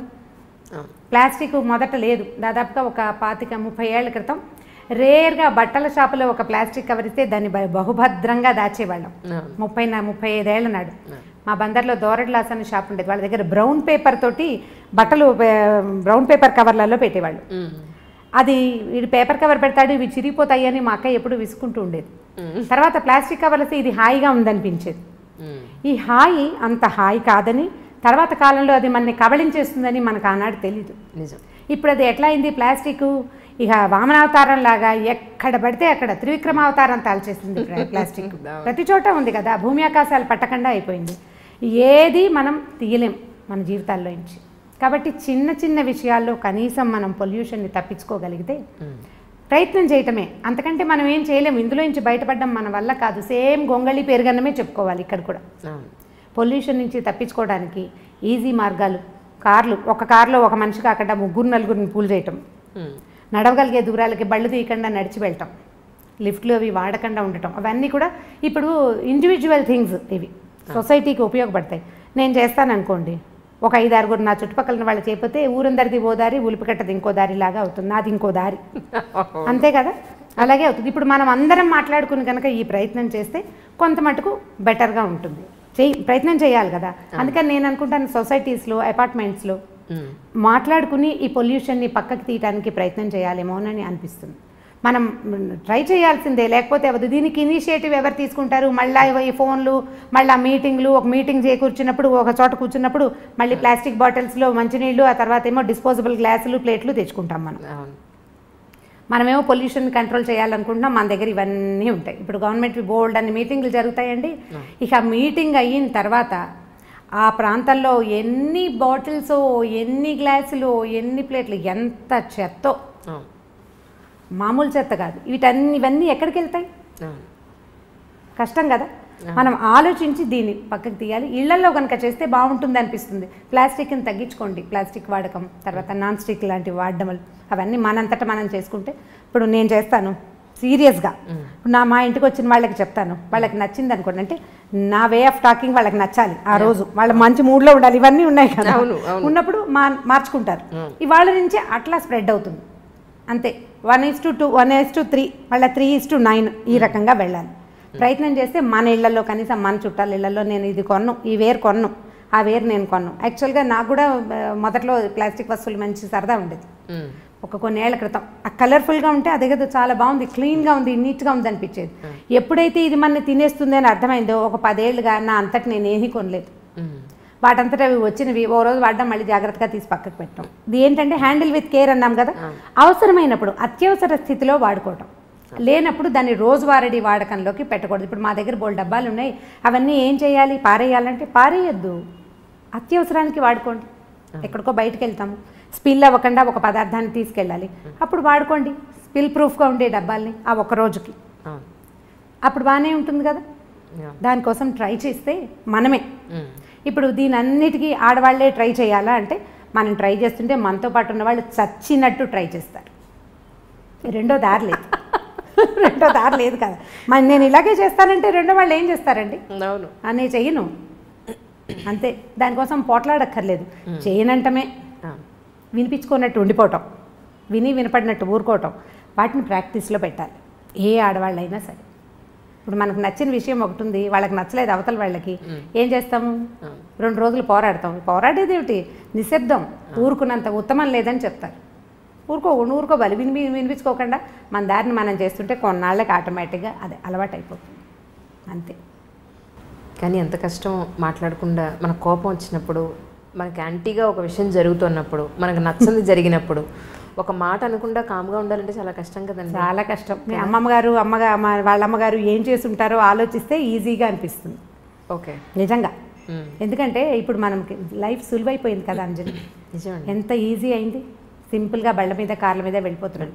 ఏదైనా పచ్చడి చేయాలంటే ఈజీగా చేసేస్తాం. ఇదివరకు ఆవకాయ అంటే 10 రోజుల పని, ఇప్పుడు ఏం లేదు. రైతు బజార్ వెళ్ళటం, 3-4 గంటలు ఆవకాయ ఫినిష్ చేసి డబ్బాకెత్తి పక్కన పడేస్తాం, చాలా తొందరగా అయిపోతుంది. అన్ని పనులు ఈజీగా అవుతున్నాయి. మన అమ్మమ్మల జీవితాలు ఇలా సులువుగా నడవలేదు. చాలా స్ట్రగుల్ అయ్యేవారు, చాలా శ్రమ పడేవాళ్ళు, బోల్డ్ అంతా పని చేసేవాళ్ళు, అలుపు సులుపు లేకుండా ఉండేవాళ్ళు. అలుపు లేకుండా ఉండి తర్వాత మరి నెక్స్ట్ డే నడవాలి కదా. ఈ ఒక రోజుతోటి అయిపోలేదు కదా. ఇవాళ బాగా అలసిపోయామంటే మనమైతే 2 గంటలు ఎక్స్ట్రా పడుకుంటున్నాం. పాత రోజుల్లో పడుకుందుకు అవకాశాలు కూడా ఉండేవి కాదు. మంచం ఎత్తేయాలి తెల్లారకుండానే. ఇప్పటి పరిస్థితులు కావు కదా. వాళ్ళని ఒకసారి తలుచుకుంటూ ఉంటే మన ముందు తరం వాళ్ళు ఎంత స్ట్రగుల్ అయ్యారో ఆలోచిస్తే ఇది ఈజీగా అనిపిస్తుందని నేను అనుకుంటాను. నేను మా మదర్ని బాగా తలుచుకుంటా ఆ విషయంలో, మా నాయనమ్మని కూడా. ఎలా వీళ్ళు సర్దుకున్నారు, ఎట్లా వీళ్ళు చేయగలిగారు. మా పెద్దక్కయ్యలు 3 కూడా ఎప్పుడూ నాకు ఫ్యాసినేషన్ వాళ్ళ మీదే ఉంటుంది. వీళ్ళు ఎలా చేశారు అని. పొయ్యి మీద వంట చేసుకోవటం, 20 మంది 15 మంది పిల్లలు, ఇంటి నిండా పిల్లలు, ఓ పిల్లకి జ్వరం, ఓ పిల్లకి తలనొప్పి, ఇంకో దానికి ఇంకోటి ఏమిటో, ఒకటి పడి కాలికి దెబ్బలు కొట్టుకుంటారు. ఇంతమందిని హ్యాండిల్ చేస్తూ నిజము హ్యాండిల్ చేస్తూ అసలు ఇల్లు పెద్ద పెద్ద ఇల్లు, బాత్రూములు ఎక్కడో బాత్రూములు. అవును, ఇప్పుడు బెడ్రూమ్లో ఉండేవి కాదు కదా. బెడ్రూమ్ ఏంటి అసలు ఇంటికి దగ్గర కాదు. ఇల్లు ఎక్కడో, బాత్రూమ్ ఎక్కడో బాత్రూమ్. ఎంత అవస్థగా ఉండేదో, ఎంత కష్టపడేవాళ్ళు. వాళ్ళు ఎలా చేయగలిగారు? ఎప్పుడు చూసినా నవనవలాడుతూ పక్కపక్కలాడుతూ బాగానే ఉండేవాళ్ళు, రకరకాల పనులు చేసుకుంటూ. నేను వాళ్ళని ఎప్పుడూ తలుచుకుంటాను. నేను వాళ్ళతో పోలిస్తే 100 పని చేయట్లేదు అనిపిస్తుంది ఇప్పుడు. వాళ్ళు అలా పోల్చుకుంటే కనుక మీకు సహనం ఆటోమేటిక్గా వస్తుంది. First of all self pity పోగొట్టుకోవాలి. ఇప్పుడు ఆడపిల్లలకి పెద్ద జబ్బు అదే. అవునండి, చాలా పెద్ద జబ్బు. నేను ఎంత కష్టపడుతున్నానో అన్న వాక్యం మర్చిపోతే ఏముండదు, ఈజీగా ఉంటుంది. మీరు ఆలోచించి చూడండి ఒకసారి.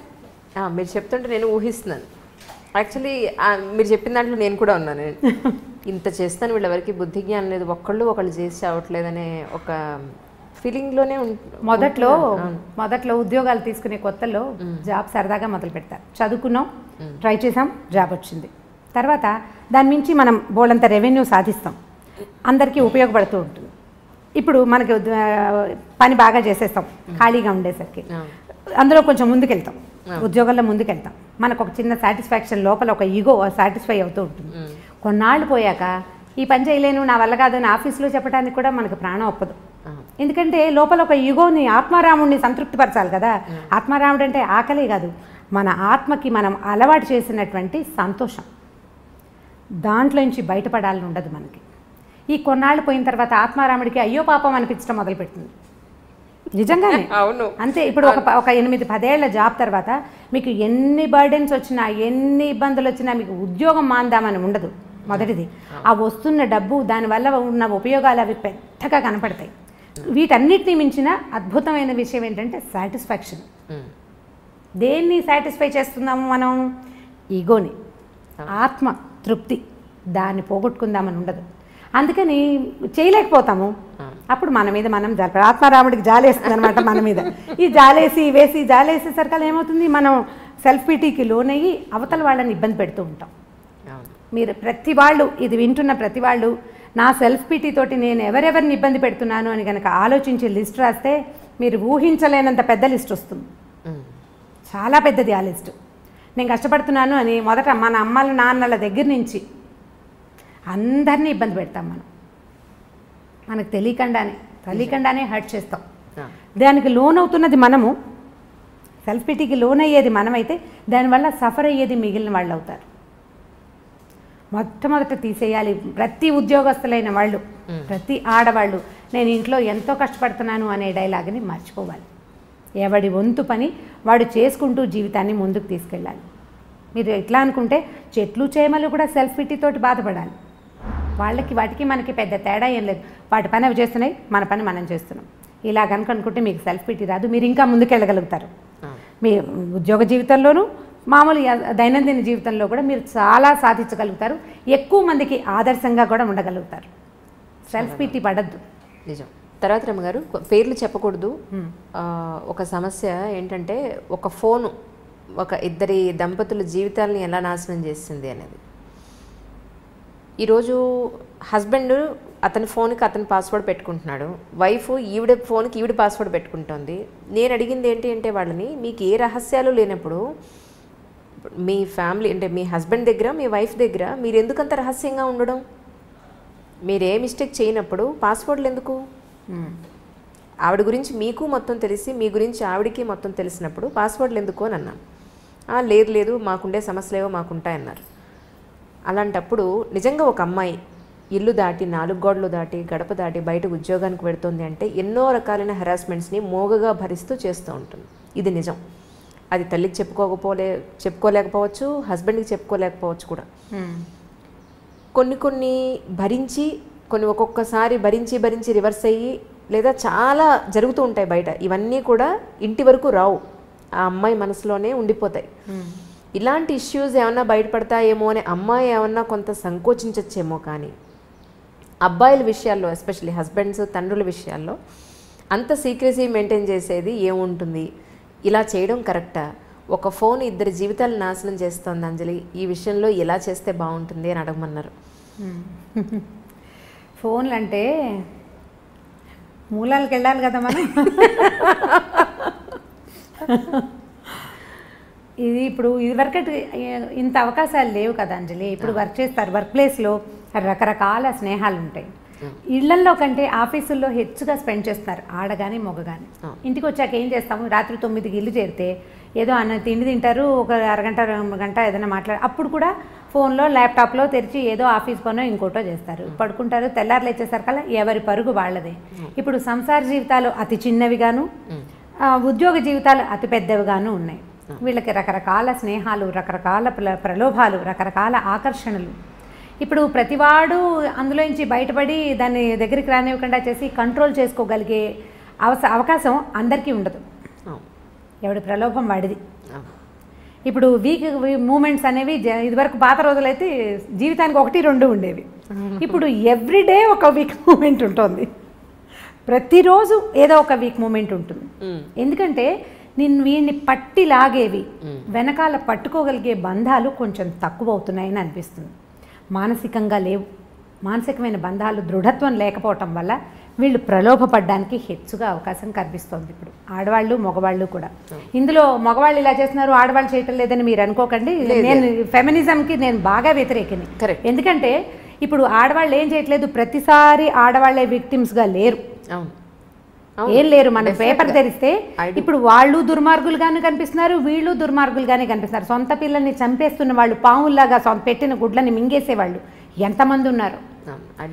మంచి అటు ఇటు కూడా ఉంది, చెడు కూడా ఉంది. ఇదివరకు కొద్దిగా తక్కువ ఉండేది పాత రోజుల్లో, ఇప్పుడు విశృంఖలత పెరిగింది.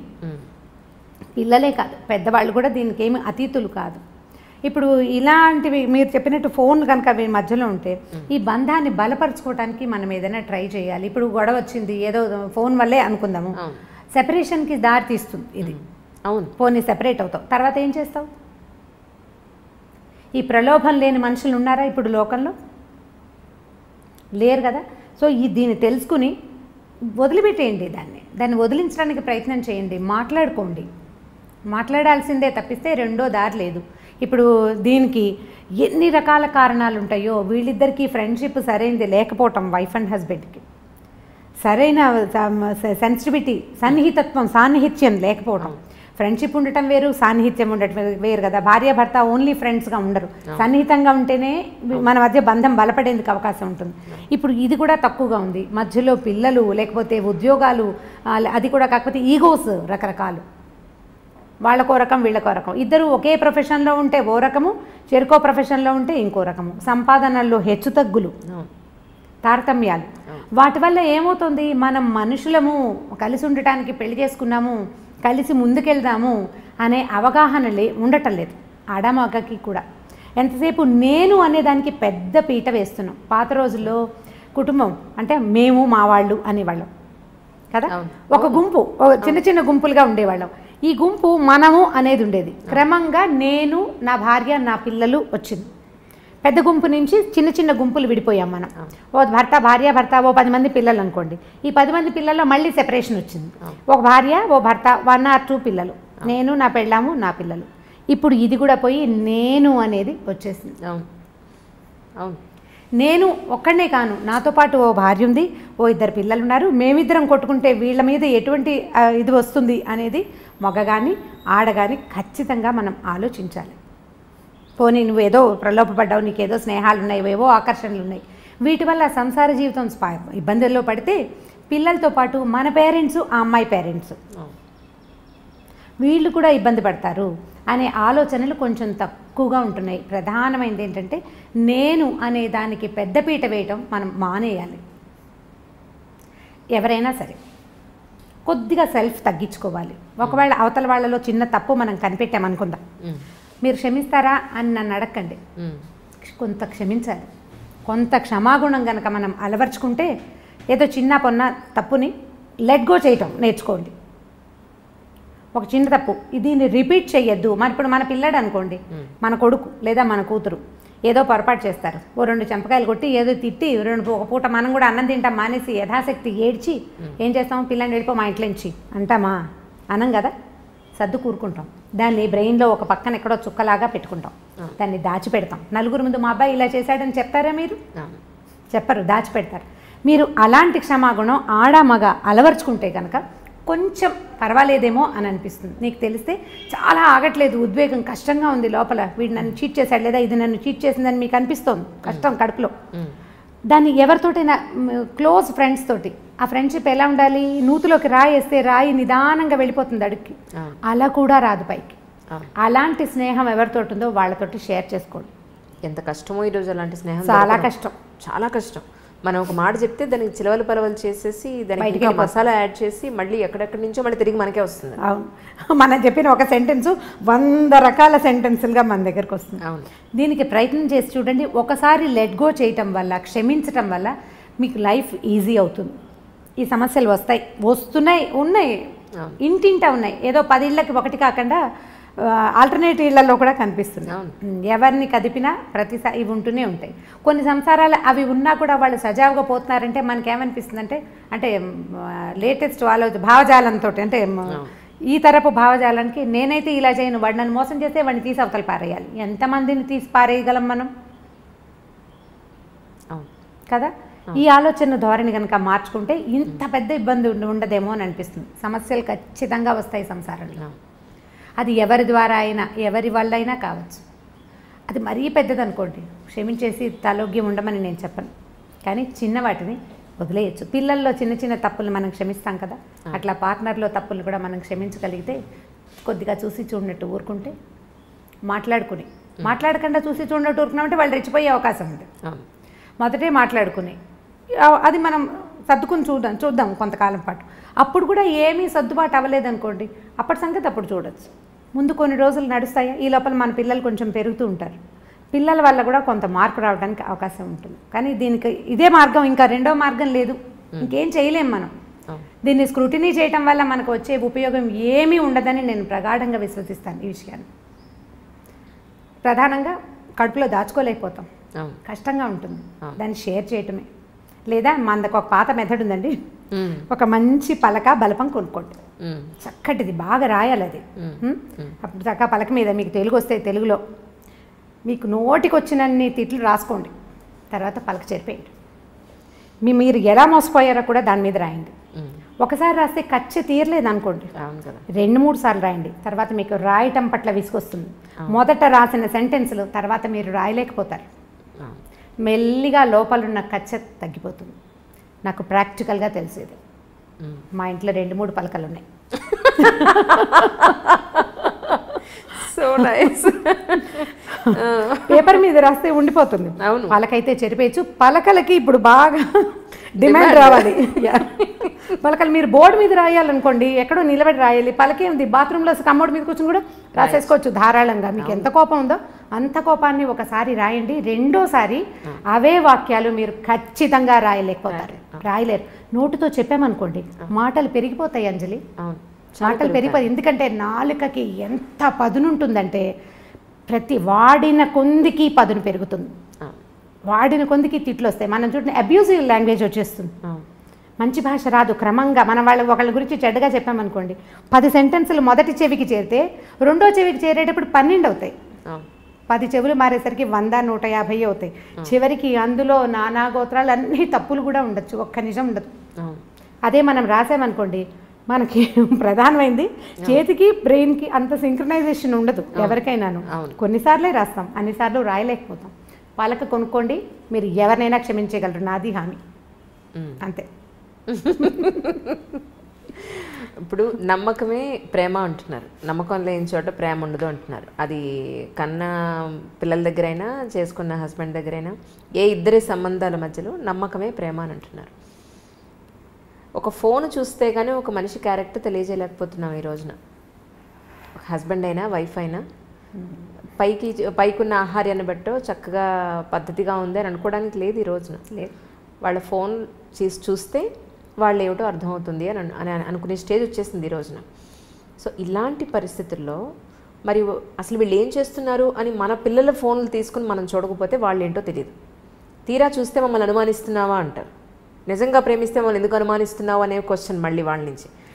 తల్లిగా వైఫ్గా మన భర్త ఏం చేస్తున్నాడు అనేది ఒక ఐవేస్ చూడకుండా, మన పిల్లలు ఏం చేస్తున్నారు అనేది ఒక ఐవేస్ చూడకుండా, అనుమానం అని కాదు, మన జీవితం మన పిల్లలు జాగ్రత్త అనేది ప్రతి విషయంలోనూ ఉండాలి. ఒక వస్తువు కొనేటప్పుడే ఈ వస్తువుని ఎలా తోమితే దీని 10 కాలాల పాటు మన దగ్గర ఉంటుంది, ఎక్కడ పెడితే ఇది పగిలిపోకుండా ఉంటుంది అనేది ఆలోచించినప్పుడు మన కన్న పిల్లల్ని జాగ్రత్తగా చూసుకోవాలి, మళ్ళీ పద్ధతిగా పెంచి వాళ్ళని ఒక అమ్మాయి అయితే ఒక ఐ చేతులను, అబ్బాయి అయితే పద్ధతిగా పెంచాలను అనుకుంటాం, ప్రతి తల్లిదండ్రులు అనుకుంటాం. అలాగే హస్బెండ్ విషయంలో ఏం జరుగుతుందో ఒకసారి చూద్దాం అనే దాంట్లో తప్ప మీ ఉద్దేశ ప్రకారం చూస్తేనే కదా తెలుస్తున్నాయి, తెలిసినప్పుడే కదా మనం ఏదైనా కంట్రోల్ చేయగలం.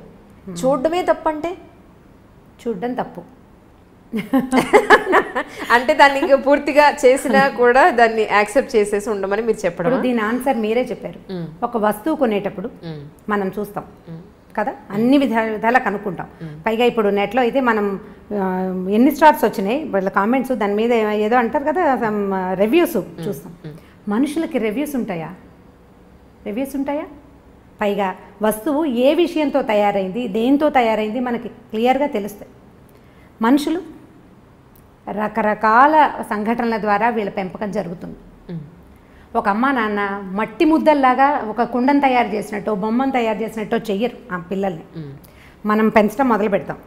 ఎంత ఒక 3 ఏళ్ల దాకా ఇంచుమించుగా మనలాంటివే, మనం పెట్టిన అన్నమే, మనం పెట్టిన పెరుగన్నమే, మన వాడికి నచ్చినా నచ్చపోయినా ఏడుస్తూ చస్తూ బతుకుతూ పిల్లలు తినేస్తారు. వాడు స్కూల్కి వెళ్ళటం మొదలు పెట్టాక పక్కవాడు తెచ్చిన బెండకాయ వేపుడు చూసి వాడు చాలా బాగుందని వాడు అది తింట మొదలు పెడతాడు. తర్వాత వాళ్ళు ప్రపంచాన్ని తెలుసుకునేది మన ద్వారా కాదు.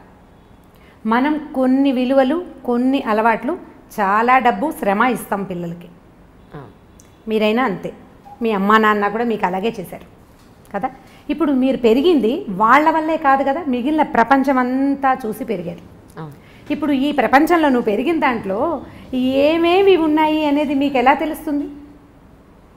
వస్తువు అయితే తెలుస్తుంది ఇందులో ఏముందో, మనుషుల్లో తెలియదు. కాబట్టి మనుషుల్ని మనుషులుగానే స్వీకరించాలి. వాడి లోపలికి వెళ్ళి ప్రతి లోతులో ఉన్నది తెలుసుకోవడానికి పుస్తకాలు కాదు కదా మనుషులు. మనం నిదానంగా తెలుసుకుంటాం.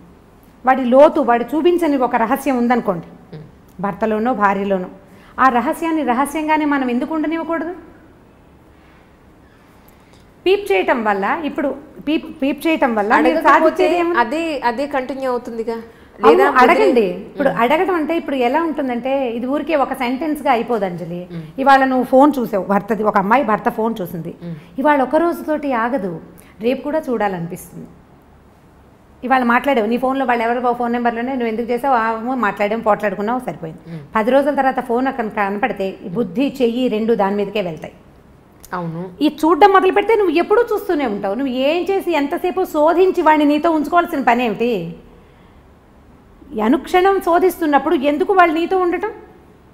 నువ్వు అనుక్షణం అనుమానిస్తున్నట్టే. మొదటిసారి అనుమానంగా ఉండదు, నువ్వు క్యాజువల్గా చూస్తావు, తర్వాత అది అనుమానం అని అనాలి. ఇప్పుడు ఎంతసేపు అనుమానిస్తూ అతన్ని నీతోనే నువ్వు ఎందుకు ఉంచుకోవాలి? అనుమానించి, ప్రశ్నించి, పోట్లాడి, దాని మీద ఏదో ఒక రిజల్యూషన్ ఒకటి సాధించి, తర్వాత మళ్ళీ 10 రోజుల పైకి మళ్ళీ ఫోన్ కనపడంగానే మన బుద్ధి దాని మీదకే వెళ్తుంది. ఏం చేస్తున్నారో వీళ్ళు నేను లేనప్పుడు అని అనిపిస్తూ ఉంటుంది. అసలు ఈ ఆలోచనే సరైంది కాదని నేను భావిస్తాను. పిల్లల విషయం అనుకోండి, పిల్లాడు అనుకుందాం, పిల్లవాడికి ఇప్పుడు వాడు ఏం కొత్తది చేస్తున్నారో అనేది మనం తెలుసుకోవాలి. నాకు ప్రైవసీ లేదంటే నువ్వు ఏదైనా కొంప ఉంచితే నేనే పడాలి కదరా అని చెప్పచ్చు. భర్తలతోటి మనం ఆ మాట అనగలుగుతామా? అనగలుగుతాం. అతను చీపో నువ్వు నాకు వద్దంటాడు, అప్పుడు పోనీ వీడు కాదని ఇంకొని చేస్తామా? పిల్లాడిని ఎలా చేయలేమో భర్తల్ని కూడా అలాగే చేయలేకపోతాం కదా. పోనీ మారుద్దాం అనుకుందాం, ఇప్పుడు మనకు అవకాశాలు ఉన్నాయి, మార్చేద్దాం అనుకుంటాం. ఎన్ని మారుస్తాము? ప్రతివాడు మనకి గుమ్మడికాయ ఇంత ముచ్చని దొరుకుతాడా? దొరకడు కదా. సో ఇప్పుడు ఇది తప్పనే తప్పదు.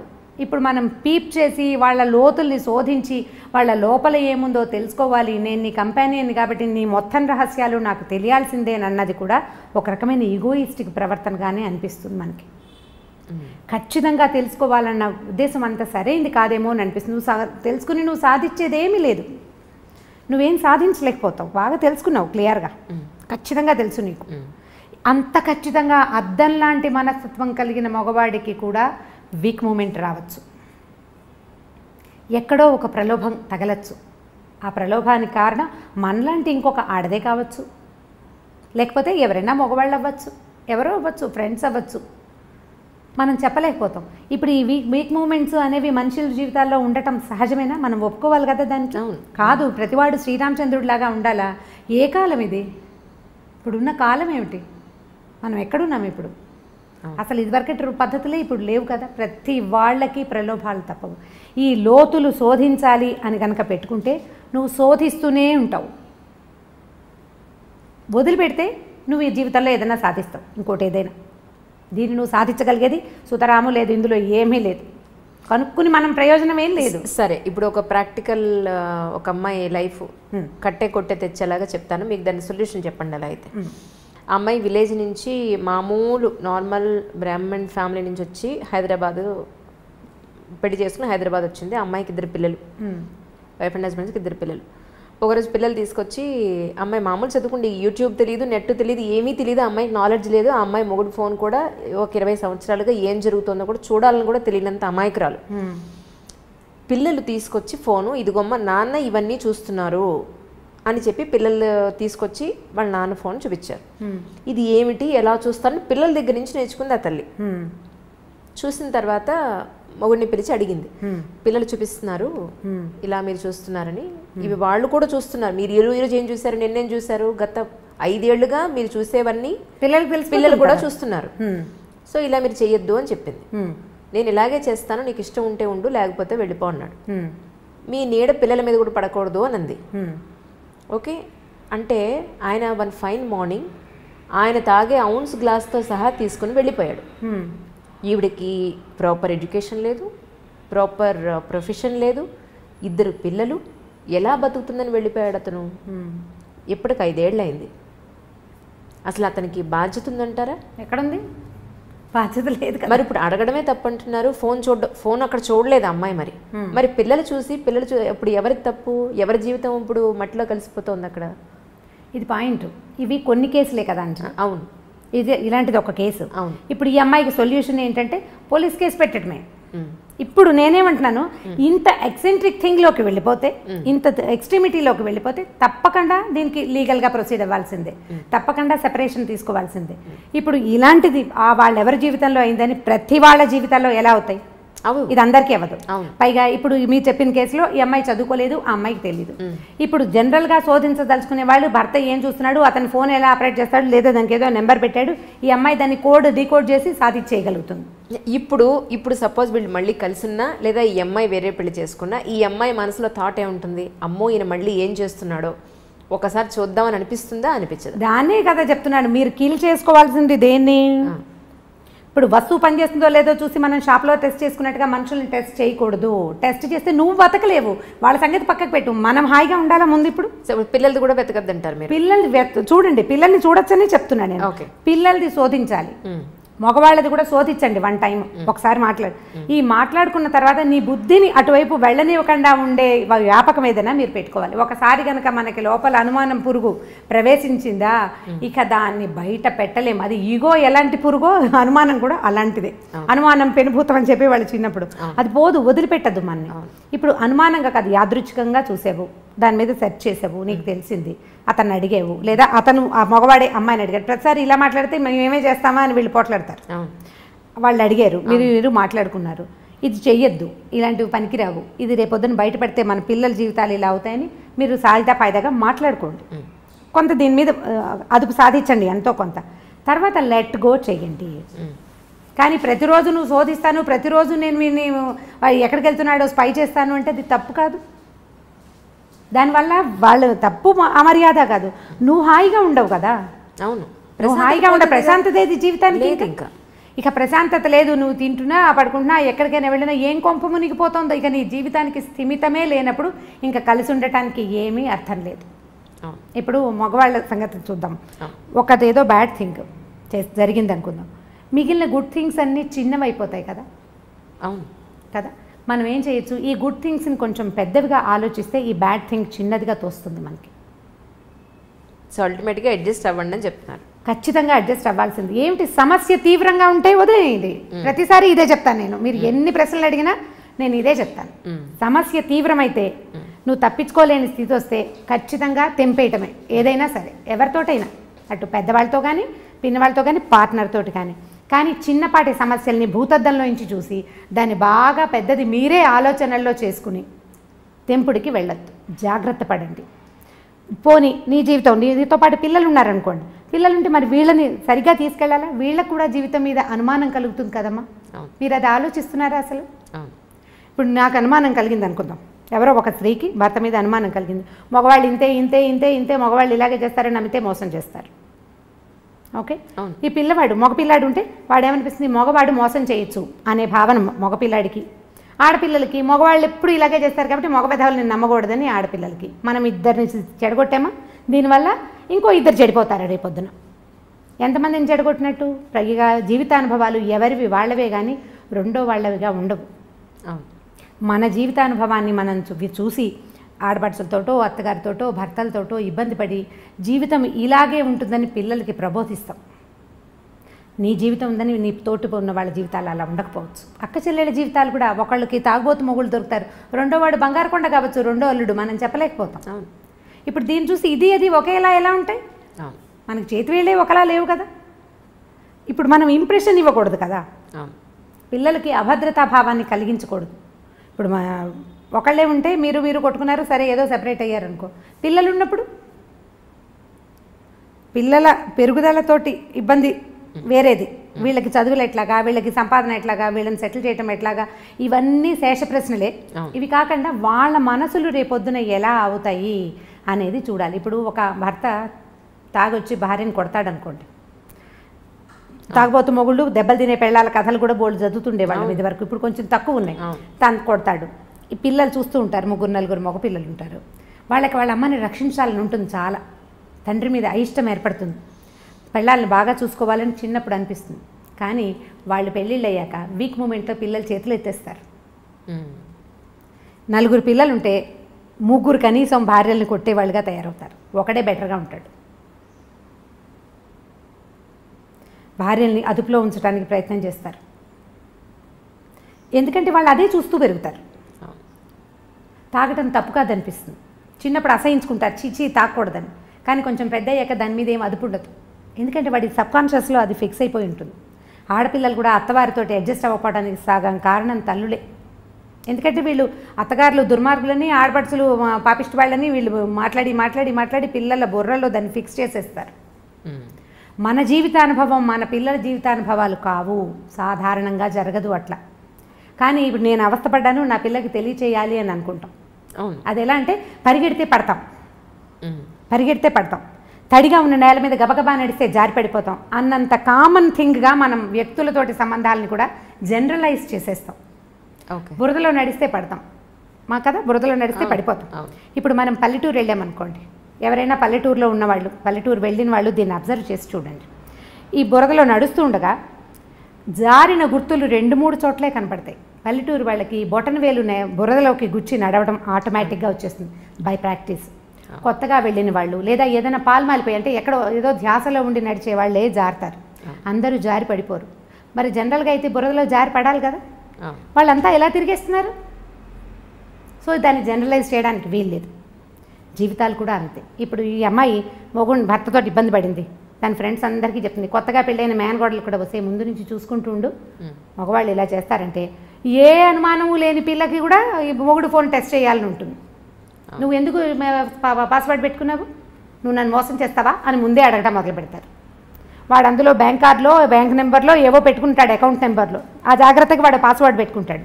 ఈ పిల్ల ముందు నుంచే స్టార్ట్ చేస్తుంది. ఇది ఎందుకంటే ముందు చూసిన జీవితానుభవం వల్ల. ఎవరి జీవితానుభవం వాళ్ళదే. మీకు అయిందని పక్క వాళ్ళకి అవుతుందని లేదు. సక్సెస్ఫుల్ మ్యారేజెస్ సగం పెళ్ళిళ్ళు కాదు, ఇంకా అనకూడదు అట్లా. 90% సక్సెస్ఫుల్ మ్యారేజెస్ లెట్ గో చేయటం వల్లే సక్సెస్ అవుతాయి. అవును అని సమాధానం రాకపోతే చూడండి మీరు, మనం క్షమించకపోతే లేదా మగవాడే క్షమించి ఊరుకోకపోతే సంసారాలు నడవు. ఇండియా కూడా మిగిలిన దేశాల్లాగానే ఎక్కువ డైవర్సులు, ఎక్కువ 2nd, 3rd, 4th, 5th marriages తోటి నిండిపోతుంది. ఈ క్షమాగుణాలు పెద్దవాళ్ళు కూడా మనకు అలవాటు చేస్తారు.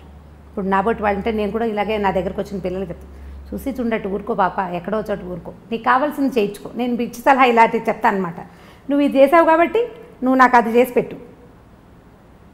బాగుంది కదా బార్టర్ సిస్టమ్. నువ్వు ఇలా చేసినా నేను మీ అమ్మ నాన్నకి చెప్పలేదు, నేను ఎవరికి చెప్పట్లేదు, కాబట్టి నువ్వు నాకు లొంగుండు అని లొంగ తీసుకోండి. ఈజీ మెథడ్, చిన్నపిల్లలకి మాట చెప్పడానికి అనమాట. ఇలా చెప్తే సరిపోతుంది, ఈజీగా ఉంటుంది. లెట్ గో చేయకపోతే సంసారాలు ఉండవు. ఏదో ఒక దశలో ప్రతి వాళ్ళు ఒకళ్ళనొకళ్ళు క్షమించేసుకునే ముందుకు తీసుకుపోతూ ఉంటారు. దానికి మన ఆర్థిక పరిస్థితులు, మన పిల్లలు, మన తాలూకు ఉద్యోగాలు, మనకి ఏ సపోర్టు ఏ పక్కన లేకపోవటాలు, వాటి వల్ల కూడా కొంత మన కుటుంబ పరిస్థితులు, మన పెద్దవాళ్ళు, మన కజిన్స్ అందరూ ఏమనుకుంటారు, నలుగురు నానా విధాలుగా చెప్పుకుంటారు. కాబట్టి క్షమించో మాట్లాడుకోకుండాను ఎలాగోలాగా కొంతమంది భార్యాభర్తలు సంవత్సరాల తరబడి మాట్లాడుకుని వాళ్ళు బోల్డ్ మంది తెలుసు నాకు. ఇంట్లో ఉంటారని మామూలుగా నడిచిపోతుంటే వాళ్ళిద్దరు మాట్లాడుకోరు. ఏదో సందర్భంలో కోపాలు వచ్చినాయి, మళ్ళీ మా అమ్మ నాన్న మాట్లాడుకోరు అని చెప్పే వాళ్ళు కూడా పిల్లలు కూడా కనిపిస్తారు. వీళ్ళిద్దరు గోడలతోటి మాట్లాడుకుని పని నడిపేస్తూ ఉంటారు. అయితే సంసారం రోడ్డు మీద పడలేదు. పిల్లలు చక్కగా ఎదిగారు, పెళ్ళిళ్ళు చేసుకున్నారు, అల్లుళ్ళు వచ్చారు, మనవలు పుట్టేశారు, వాళ్ళకి బాగానే ఉన్నారు. అంటే ఇది సంతోషమా, ఇదేనా పెళ్ళి అంటే అని మీరు అడుగుతారు. ఇప్పుడు కాదు, సంతోషం కాదు, నువ్వు సెపరేట్ అయిపోతావు. నువ్వు ఒకదానివే ఉంటావు, అది సంతోషమా? మీ పిల్లలు సజావుగా పెరగరు, అప్పుడు అది సొసైటీలో మీకేం సరైన గుర్తింపు ఉండదు, అది అవన్నీ సంతోషాన్ని ఇస్తాయి. అంటే మనకి సంతోషాన్ని ఇవ్వడానికి ఏ విషయమూ లేనప్పుడు మిగిలినవి ఏవీ లేవు, దీంట్లో సర్దుకుంటే సరిపోతుంది. కరెక్ట్. అంటే ఇప్పుడు మీరు విడాకులను సమర్థించారా అని గట్టి ప్రశ్న. లేదు లేదు లేదు లేదు, ఎవరి కోసం? అల్టిమేట్గా విమెనే సఫర్ అవుతుంది, అల్టిమేట్గా సఫర్ అయ్యేది విమెనే. ఆవిడ దృష్టి మీరు ఎక్కడున్నా ఏం చేసినా, కలిసి ఉన్నా ఒంటరిగా ఉన్నా, పిల్లలతో ఉన్నా, ఎప్పుడు సఫర్ అవ్వాల్సింది ఆడవాళ్ళే. ఈ మధ్య నేను ఒక ఇంటర్వ్యూలో అదే చెప్పాను, ఇండైరెక్ట్గా చెప్పింది అదే, కానీ నెటిజన్లకి కొంచెం అర్థం కాక నన్ను అందరూ చాలా నెగిటివ్గా అనుకున్నారు. బేసిక్గా నేను స్పోర్ట్స్మెన్స్ గ్రౌండ్లో ఎలా ఉంటారు, చీర కట్టుకుని పరిగెట్టలేం కదా. సో బేసిక్గా నేను నేషనల్ అథ్లీట్ని. నాది 400 మీటర్స్, 800 మీటర్స్ అండ్ 6 కిలోమీటర్స్ ఆమె ఈవెంట్స్ యాక్చువల్లీ. అప్పుడు షార్టే వేసుకుంటాం, స్లీవ్లెస్సే వేసుకోవాలి. ఒక స్టేజ్లో ఆ షార్ట్ స్లీవ్లెస్ కూడా ఒంటి మీద ఉంచుకోవడానికి కూడా భారంగా ఉంటుంది. లాస్ట్ 50 మీటర్స్ ఉండగా అంతగా చెమట, అంతగా శ్రమ ఉంటుంది రన్నింగ్లో. ఇదేమి గ్రూప్గా స్పోర్ట్స్ అంటే గేమ్స్ కాదు కదా, క్రికెట్ 10 మంది కలిపి ఆడేది. ఇవి అన్ని ఇండివిజువల్ ఈవెంట్స్, ఎవరికి వాళ్ళుగా ఒక్కరే గ్రౌండ్లోకి వెళ్ళి ఒక్కళ్ళే సాధించాల్సిన ఈవెంట్స్ ఇవన్నీ. సో వాళ్ళు ఎవరో అన్నారు స్లీవ్లెస్ వేసుకున్న వాళ్ళ రేపులు జరుగుతున్నాయని. నేను అన్నది అది కాదు అసలు. పద్ధతిగా ఉండి చీర కట్టుకొని ఎంతో గౌరవంగా ఉన్న లేడీస్ని చాలా తప్పుగా చూస్తారు బయట. వాళ్ళు చూసే దృష్టికోణం ఒక రకంగా ఉంటుంది. అలాంటప్పుడు ఆ లేడీ డ్రెస్సే మనం అగౌరవంగా చూసే విధంగా వేసుకుంటే అది మనకే కదా హామ్ అన్న పాయింట్లో చెప్తే ఎవరూ సరిగా అర్థం చేసుకోలేదు. నాకు అది కొంచెం బాధ అనిపించింది. ఏంటంటే ఇప్పుడు ఇలా ఉన్నాను, మీరు ఇలా ఉన్నారు, మనల్ని కూడా తప్పుగా చూసే దృష్టికోణం ఉంటుంది, చీరలోని కూడా వల్గర్గా చూసే జనాలు ఉన్నారు. అలాంటప్పుడు మనం ఎలా ఉండాలనేది నా ఉద్దేశం. మనకి మనం కావాల్సినట్టుగా ఉండాలి, మనకి ఎలా ఉంటే కంఫర్టబుల్గా ఉంటుందో అలా ఉండాలి. మనకి మనం సమాధానం చెప్పుకోవాలి కదా. ఇప్పుడు మీరు బట్టల గురించి అంటే మరి పసిపిల్లలవి, చిన్నపిల్లలవి, చిట్టి చిట్టి పాపాయిలవి కూడా రేపులు అవుతున్నాయి కదా. పసిబిడ్డని ఎత్తుకుని ముద్దాడాల్సిన పిల్లల్ని కూడా రేపు చేస్తున్నారు. అది ఏం బట్టలు వేసుకుని వీడిని ప్రవోక్ చేసి ఉంటుంది అసలు. అవి పిచ్చి మాటలు. వస్త్రధారణతోటి అన్న మాట అనకూడదు. కాకపోతే ఏంటంటే మనం కాపీ చేయటం మన పద్ధతి. హిందీ వాళ్ళు ఇంగ్లీష్ వాళ్ళని కాపీ చేశారు, మనం హిందీ వాళ్ళని కాపీ చేస్తున్నాం. మనని పల్లెటూరు వాళ్ళు కాపీ చేస్తారు అంటే అంతే కదా. మన ముందున్న దాన్ని మనం కాపీ చేస్తాం. మన ముందున్న ఒరవడి సరైంది కాకపోతే ఆటోమేటిక్గా కాపీ అవుతుంది. కూల్ షోల్డర్స్, కూల్ ఏవో రకరకాల బట్టలు ఉన్నాయి. దానివల్ల మనం సాధిస్తున్నది ఏంటంటే అవధూత లక్షణాలను సాధిస్తున్నాం. దేహాభిమానం లేదనమాట మనకి. శరీరాభిమానం, అవధూతలకు దేహాభిమానం ఉండదు, వాళ్ళు ఎలాగైనా ఉంటారు. ఇప్పుడు మన వాళ్ళ పరిస్థితి కూడా అలాగే ఉంది. ఇప్పుడు బట్టలు చక్కగా వేసుకుంటే ప్రెజెన్స్ బాగుంటుంది అంతే. అవతల వాళ్ళ దృష్టి ఎలా ఉంటుంది, నీ శరీర భాగాల మీద అవతల వాళ్ళ దృష్టి పడుతుంటే నీకు చీదరగా ఉండట్లేదంటే నీకేమీ లేదు, శరీరాభిమానం లేదు అంతే. అది ఎవరి వాళ్ళ ఇండివిజువల్ థింగే కానీ రెండోది కాదు కదా. దానివల్ల ఇవేమైనా జరుగుతున్నాయి అన్నమాట పిచ్చి మాట అండి. అది డ్రెస్ వల్లని కాదు, డెఫినెట్గా కాదు. నా ఉద్దేశం కూడా అది కాదు. కాకపోతే అమ్మాయికి గౌరవం ఏ విధంగా వస్తుంది? ఇప్పుడు ఒక మనిషిని మనం రోడ్డు మీద చూసాము, ఫస్ట్ కనపడేది అమ్మాయి మొహం, అమ్మాయి టాప్ టు బాటం, బట్టలు, ఇదే మనకు కనిపించేది. ఆ తర్వాత మాట్లాడితే ఆ భాష, దాన్ని బట్టే ఆ అమ్మాయి మీదైనా అబ్బాయి మీదైనా గౌరవం ఉండేది. అయితే ఈ చూసే విధానంలో బయట జనాలు, మనకు సంబంధం లేని జనాలు, ఇప్పుడు నేనే ఉన్నాను, ఎవరో విధానం అనడం అనవసరం. ఇంత షార్ట్ లెంత్ వేసుకొని అప్పర్ బాడీ అంతా బయట కనిపించేలా వేసుకుంటే నన్ను గౌరవంగా చూడాలని అనుకోవడం నేను కరెక్టా? అదే ఎలా చూస్తారా? అలా కాదు. ఇప్పుడు మన బట్టల వల్ల బట్టలతోటే ఏవి రావు, కానీ బట్టలతోటే కొంత వస్తుంది. ఎగ్జాక్ట్లీ అదే నేను చెప్పింది. అంతే, అనవసరంగా మన మీద 10 మంది చెడు చూపు పడకుండా చూసుకుంటే అమ్మాయిలు చాలా అంటున్నాను, అంతకు మించి ఏం లేదు. ఇక దీనికి చాలా ఎన్లార్జ్ చేసి స్లీవ్లెస్ వేసుకుంటేనే అంటే స్లీవ్లెస్లు ఎందుకు వేసుకోవద్దంటారు? డెఫినెట్గా అందరికీ, అమ్మాయిగా పుట్టిన వాళ్ళందరికీ అన్ని రకాల బట్టలు వేసుకోవాలని ఉంటుంది. డెఫినెట్గా గుడికి వెళ్ళేటప్పుడు ఒక రకంగా తయారవుతాం, పార్టీకి వెళ్తే ఒక రకంగా తయారవుతాం, స్పోర్ట్స్కి వెళ్ళే వాళ్ళు ఇంకొక రకంగా తయారవుతారు.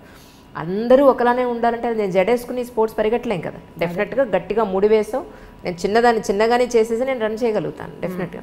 అలాగా ఎక్కడ ఎలా ఉండాలో రోమన్కి వెళ్ళినప్పుడు రోమన్లానే ఉండాలని చెప్తూ ఉంటారు. సో అలా ఉండాలి తప్ప, సో డెఫినెట్గా ఇప్పుడు పబ్లిక్కి ఖచ్చితంగా కొంతమంది అక్కడ దాని ప్రొఫెషన్ ఉన్నవాళ్ళు ఉన్నారు, అక్కడికి వెళ్ళి చీరలు కట్టుకోమని మనము చెప్పం. అదే. సో అలాగా అందరికీ చెప్పేది ఏంటంటే ఎక్కడ ఎలా ఉండాలో అక్కడ ఉంటే బాగుంటుంది. ఇప్పుడు రోడ్డు మీద వెళ్ళేటప్పుడు కాస్త 10 మంది మనల్ని చెడుగా చూడకుండా ఉండే బట్టలు వేసుకుంటే చాలన్నది నా ఉద్దేశం, అంతకు మించి ఏం లేదు.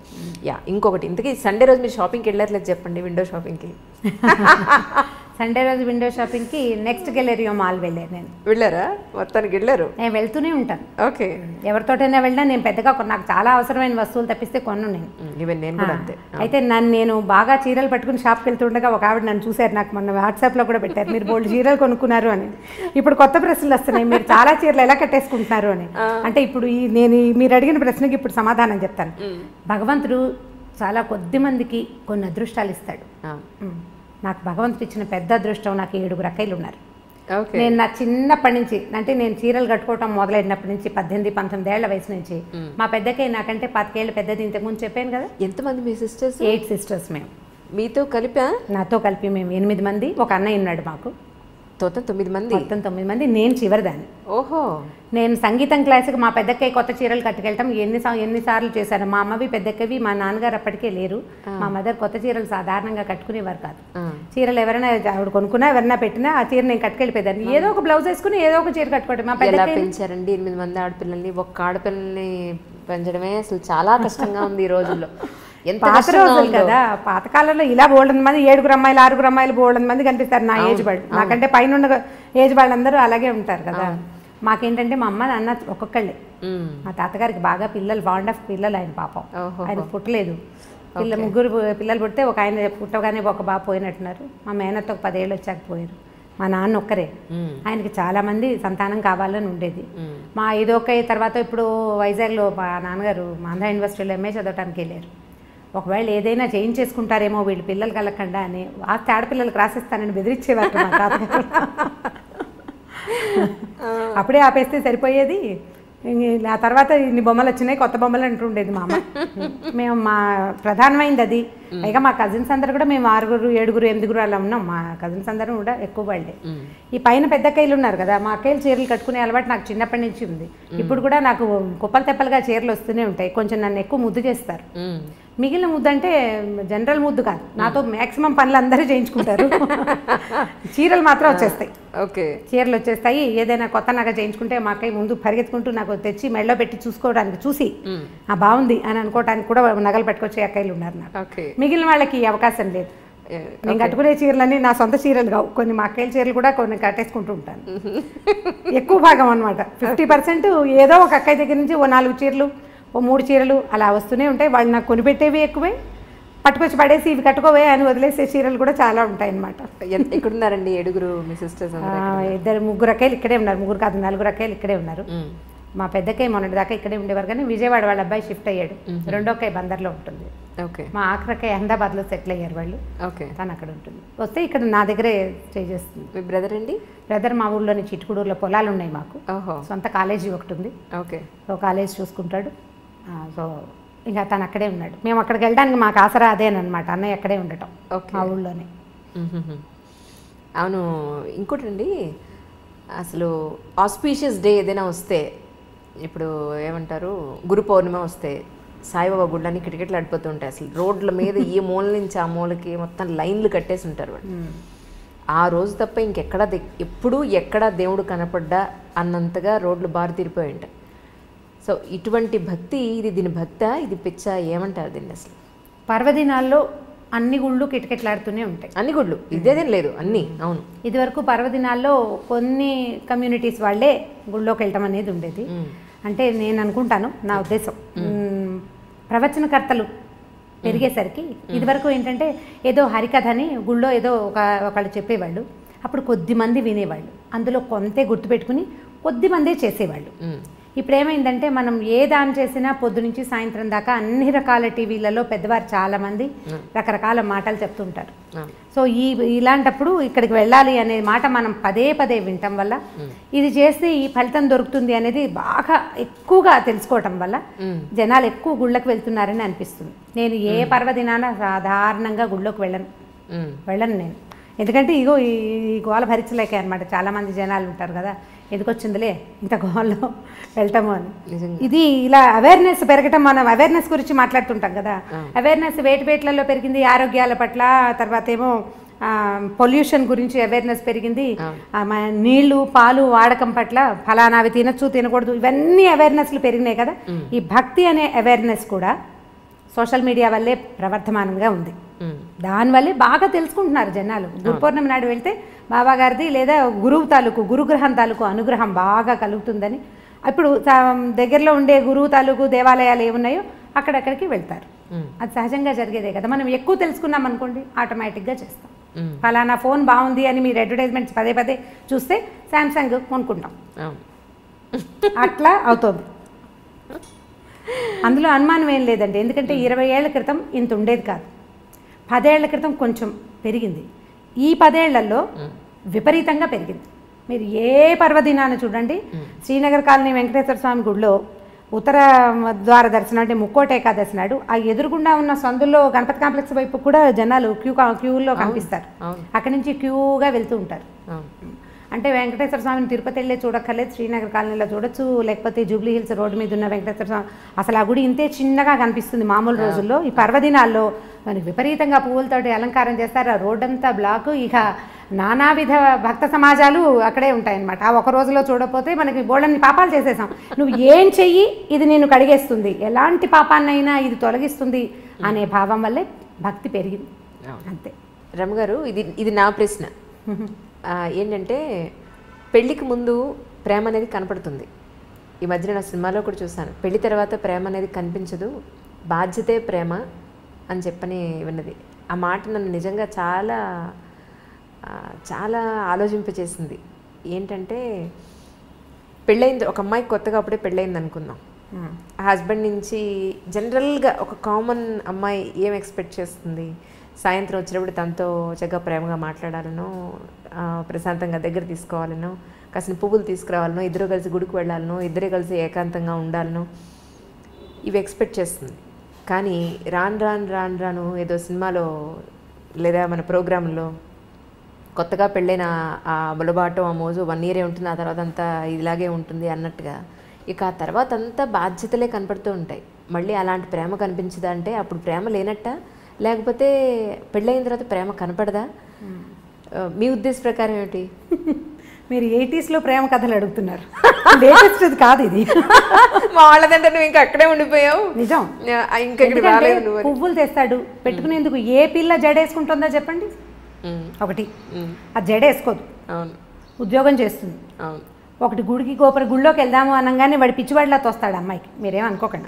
ఇలా ఇప్పుడు జరిగే సంగతి అదే. గుడికి గోపురానికి ఉండదు, వీళ్ళు మాల్స్కి వెళ్తారు, సినిమాలకు వెళ్తారు, కలిసి సినిమాలకు వెళ్ళే పిల్లలు జంటలు, ఇద్దరు కలిసి ఒకటే సినిమా ఏదో ఫేవరెట్ సినిమా పెట్టుకుని చూసే జంటలు కోకొల్లలుగా కనపడుతున్నారు. ఒకళ్ళు క్యాబ్ బుక్ చేస్తారు, ఇంకొకళ్ళు సినిమా టికెట్లు బుక్ చేస్తారు. మీకు ప్రేమలు లేవు అని అనుకోవటానికి వీల్లేదు. పైగా ప్రేమ అంటే ఏమిటి, ఇలా మారిపోయిందా? మారలేదా మరి? అంటే ప్రేమ ఆ రూపంలో లేదు, వేరే రూపంలో ఉంది. అంటే మీరు అనుకునే రూపం, మీరు సినిమాటిక్ 80sలో సినిమా కథే చెప్తున్నారు మీరు. మీ క్వశ్చనే 80 క్వశ్చన్. ఎవరు చేస్తున్నారు? సరే, ఇప్పుడు ప్రేమలు ఎలా ఉన్నాయి? ఇప్పుడు ప్రేమలు అంటే, ఇప్పుడు మీరు ఒక కుర్రాడు అర్లీగా ఇంటికి రావటం అనేది ఈ రోజుల్లో సాధ్యపడే సంగతి కాదు. వాడి గవర్నమెంట్ జాబ్ ఉండి, గవర్నమెంట్ ఉద్యోగము, పబ్లిక్ సెక్టర్ అంటే ఇప్పుడు అక్కడి నుంచి రావాలి కదా. ఇప్పుడు రకరకాల సాఫ్ట్వేర్ ఉద్యోగాలు, రకరకాల హోటల్స్లోవి, లేకపోతే హోటల్ మేనేజ్మెంట్వి, ఈ ఉద్యోగాల వాళ్ళందరి టైమింగ్స్ రాత్రి 9 తర్వాతే కదా. సాయంకాలం 5:30, 6 గంటలకి ఇంటికి వస్తాడు అనుకుందాం ఒక అబ్బాయి. అమ్మాయి ఏం పని పడలేదు, ఇంట్లో కూర్చున్న అమ్మాయిలు ఉన్నారా ఇప్పుడు? ఏదో ఒక చిన్నదో పొన్నదో ఉద్యోగం చేయాలనుకుంటుంది, అది చచ్చినో దేవుడా అన్నట్టు వస్తుంది. అప్పుడు వీడు చేతులేసి దగ్గర తీసుకుంటానంటే చచ్చి వచ్చాను ఏమిటి నువ్వు చేతులు వేస్తావు అనరు? అవును అంటారా? అనరా? డెఫినెట్, ఖచ్చితంగా అంటారు. అవును కదా. ఇప్పుడు ఈ 80 ప్రేమ కహాని ఇప్పుడైతే నడవదు. అవును. ఇప్పుడు మనకు నడిచేది ఏమిటంటే, వీళ్ళిద్దరూ కొట్టుకు చావకుండా ఉండటమే ప్రేమ అంతే. ఈ కొట్టుకు చావకుండా ఉండాలంటే నీ ఉద్యోగం టైమింగ్స్ వేరు, నా ఉద్యోగం టైమింగ్స్ వేరు. మీ ఆఫీస్లో హాయిగా ఉంటుంది, మా ఆఫీస్లో కాల్చుకు తింటున్నారు, ఇలాంటి పాయింట్లు. లేదా నీకు ఉద్యోగం, నీకు ఒక 15,000 జీతం పెరిగింది, నాకు 10,000 పెరిగింది, అలాంటి విషయాల మీద పోట్లాడుకోకుండా ఉండి వీళ్ళు పేరెంట్స్ని ఎంతసేపు మధ్యలోకి తీసుకొచ్చి మీరు పెళ్లి చేశారు. ఇది ఇప్పుడు లవ్ మ్యారేజ్ అయితే వేరే కథ అనుకోండి. ఇప్పుడు అరేంజ్డ్ మ్యారేజ్ అయితే అమ్మ నాన్న చేరుతుంటారు కదా మధ్యలో, వాళ్ళని ఎంతసేపు ఏమంటారు పంచాయతీలకు పిలవకుండా ఉంటే దాన్నే ప్రేమ అనుకోవాలి ప్రస్తుతం. ఏ పంచాయతీ లేదంటే వాళ్ళు ప్రేమగా ఉన్నట్టు. మీకు ప్రేమ అంటే ఇబ్బంది పెట్టకుండా ఉండటము ప్రేమ. అంతేగాని సినిమా చూపించటమో బయటికి తీసుకెళ్ళటమో ఏదైనా తినిపించటమో దాన్ని పూర్తి స్థాయి ప్రేమగా అనుకోవడం మనకి వీల్లేదు. ఇప్పుడు ఇబ్బంది పెట్టకూడదు, సతాయించకూడదు, ఎంతో కొంత హెల్ప్ఫుల్గా ఉండటం, దాన్నే ఈ రోజుల నాటికి ప్రేమని అనుకోవాలనిపిస్తుంది నాకు. ఇప్పుడు అమ్మాయి ఏదో ప్రెగ్నెన్సీ, ఆఫీస్కి వెళ్తుంది, ఎట్లా కష్టపడి వెళ్తుంది, దానికి కొంచెం హెల్ప్ చేయటం, కొంచెం పని చేయటం. ఆ అమ్మాయి వచ్చేసరికి పనులు పేర్చి ఉంచకుండా కొంత పని అయినా చేసి కూర్చోబెట్టి వీడే సరుకులు కొనుక్కొచ్చి అవన్నీ చేయక్కర్లేదు, కొంత హెల్ప్ చేస్తే చాలు. మనం ఎలా తెలుసుకుంటున్నామంటే అడ్వర్టైజ్మెంట్స్లో కూడా అవే కనిపిస్తాయి. అమ్మాయి కాళ్ళు చాపుకొని కూర్చుంటే మొగుడు ఇల్లు వాకిలి తుడుస్తూ కనిపిస్తాడు. అది చూసి వీళ్ళు నువ్వు అలా తుడవట్లేదు అంటే ఎవరు తుడుస్తారు? ఎక్కడైనా జరుగుతుందా అట్లా? ఎక్కడా జరగదు. నువ్వు ఒళ్ళంచకుండా కాళ్ళు చాపు కూర్చుంటే నీకు నార్మల్ డెలివరీ ఎలా అవుతుంది? నువ్వు పిల్లడికి పాలిచ్చి ఎలా పెంచుకుంటావు? నువ్వు 4 పనులు చేసుకుంటేనే బాగుంటుంది. పనులు 4 చేసుకుంటే అన్ని రకాల పనులు చేసి నువ్వు చెయ్యలేని పనికి అతని సహాయం తీసుకోవాలి. చేయగలిగే పనులకి సహాయం తీసుకుని కాళ్ళు చాపు కూర్చోవాలంటే ఏం పద్ధతులు అవి? దాన్ని ప్రేమ అని అనడానికి వీళ్ళేది, ఓవరాక్షన్ అని అంత ఓవరాక్షన్ చేయక్కర్లేదు. ఇబ్బంది పెట్టకుండా ఉండటమే ప్రేమ అని నేను భావిస్తాను. స్టవ్ మీద పాలు పెట్టాం, పాలు పొంగుతున్నాయని హాల్లో నుంచి చెప్పకూడదు. అప్పుడేదో పని చేసుకుంటుంటే మగవాడు వెళ్ళి స్టవ్ ఆపాడండి, అది ప్రేమ. లైట్ ఫ్యాన్ వదిలేసావు అని అనకుండా వీళ్ళు అటు నుంచి వస్తూ లైట్ ఫ్యాన్ వదిలేసి చాలామంది ఏం చేస్తారంటే అక్కడ చూసి వచ్చి హాల్లోకి వచ్చేసి ఆ గదిలో లైట్ ఫ్యాన్ ఎవరి కోసం తిరుగుతున్నాయి అని అడుగుతారు. అవును కదా, దాన్ని ప్రేమ అనరు. ఆపేసి ఫ్యాన్ వదిలేసి వస్తున్నావు, కరెంట్ వేస్ట్ అని క్లాస్ తీయచ్చు, దీన్ని ప్రేమ అనిపించుకుంటుంది. కొంచెం క్లాస్ తీసే ప్రేమ పర్వాలేదు, ప్రైవేట్ క్లాసులు తీసే ప్రేమలు కూడా కొన్ని ఉంటాయి. నువ్వు అన్నీ ఇలాగే చేస్తున్నావు ఈ మధ్య అని వాళ్ళు ఆ పని చేసేసి చెప్పడం. ఇప్పుడు ఇది కూడా చేయకుండా ఏమీ చేయకుండా ఉంటే మాత్రం దాన్ని ప్రేమ అంటానికి వీల్లేదు. ఇంత మాత్రం ప్రేమని ఈ రోజుల్లో ఎక్స్పెక్ట్ చేయొచ్చు. అంతేగాని సినిమాటిక్గా సాయంకాలం అయ్యేసరికల్లా వచ్చేసి మనకు పనులు చేసి పెట్టేసి మన బయటికి తీసుకెళ్ళేసి వాడు ఎంత చచ్చిపోతున్నారు, ఇవాళ రేపు ఉద్యోగాల్లో ఎంత స్ట్రగుల్ అవుతున్నారు, ఉద్యోగాల్లో పోటీ, ట్రాఫిక్లో హడావిడి, ఎంత బాధపడుతున్నారో. పైగా ఎంతసేపు నెల తిరిగేసరికి వచ్చేసే ఈఎంఐలు, ఈ లోన్లు, క్రెడిట్ కార్డులు, అవన్నీ మన వెసులుబాటు కోసం ప్రతి వస్తువు పదునైన కత్తే కదా. క్రెడిట్ కార్డు ఎంత సంతోషంగా ఉండేదో కొత్తల్లో, అది కట్టేటప్పుడు రక్తాశ్రువులు వస్తాయి, రక్తకన్నీరే, మనకి దుఃఖం వస్తుంది, బాబోయ్ ఇదంతా కట్టాల్సి వస్తుంది. వాడుకుని గీసేసేటప్పుడు గొప్ప సరదాగా ఉంటుంది. మా వాళ్ళని ఎత్తుపట్టు ఏమంటే ఆల్రెడీ మీకు అనుభవం ఉన్నట్టుంది అదిగో కదా. ఇవన్నీ పదునైన కత్తులు ప్రతిదీను. ఈ కత్తుల్ని హ్యాండిల్ చేయటమే కష్టం. ఇప్పుడు మగవాడు ఒకడు ఉద్యోగం చేసి ఆడవాళ్ళు ఇంట్లో కూర్చుంటుంటే వీళ్ళకి ఏమనిపిస్తుంది, శని ఆదివారాలు సెలవులు రాగానే వీడు మన బాగా తిప్పేయాలి, అక్కడికి తీసుకెళ్ళాలి, ఇక్కడికి తీసుకెళ్ళాలంటే ఈ 5 రోజులు చచ్చి ఉండి పైగా ఈ వర్క్ అంతా శనివారం రాత్రి లోపల సోమవారం పొద్దుటికి అది రిపోర్ట్ అందించేసేయాల్సిన ఉద్యోగాలు ఉంటాయి. వాడు ఏం సరదా పడతాడు పాపం? వాళ్ళు ఎలా సరదా పడగలుగుతారు? ఫ్రీగా ఉండటానికి వాళ్ళకి పెద్దగా అవకాశం లేదు. అసలు మన ఉద్యోగ వ్యవస్థే పరమ దౌర్భాగ్యంగా ఉంది. ఇప్పుడు వర్కింగ్ అవర్స్ బాగుండట్లేదు కదా, వర్క్ కల్చర్లు బాగుండట్లా, వాడు స్ట్రెస్ ఫీల్ అవుతుంటాడు.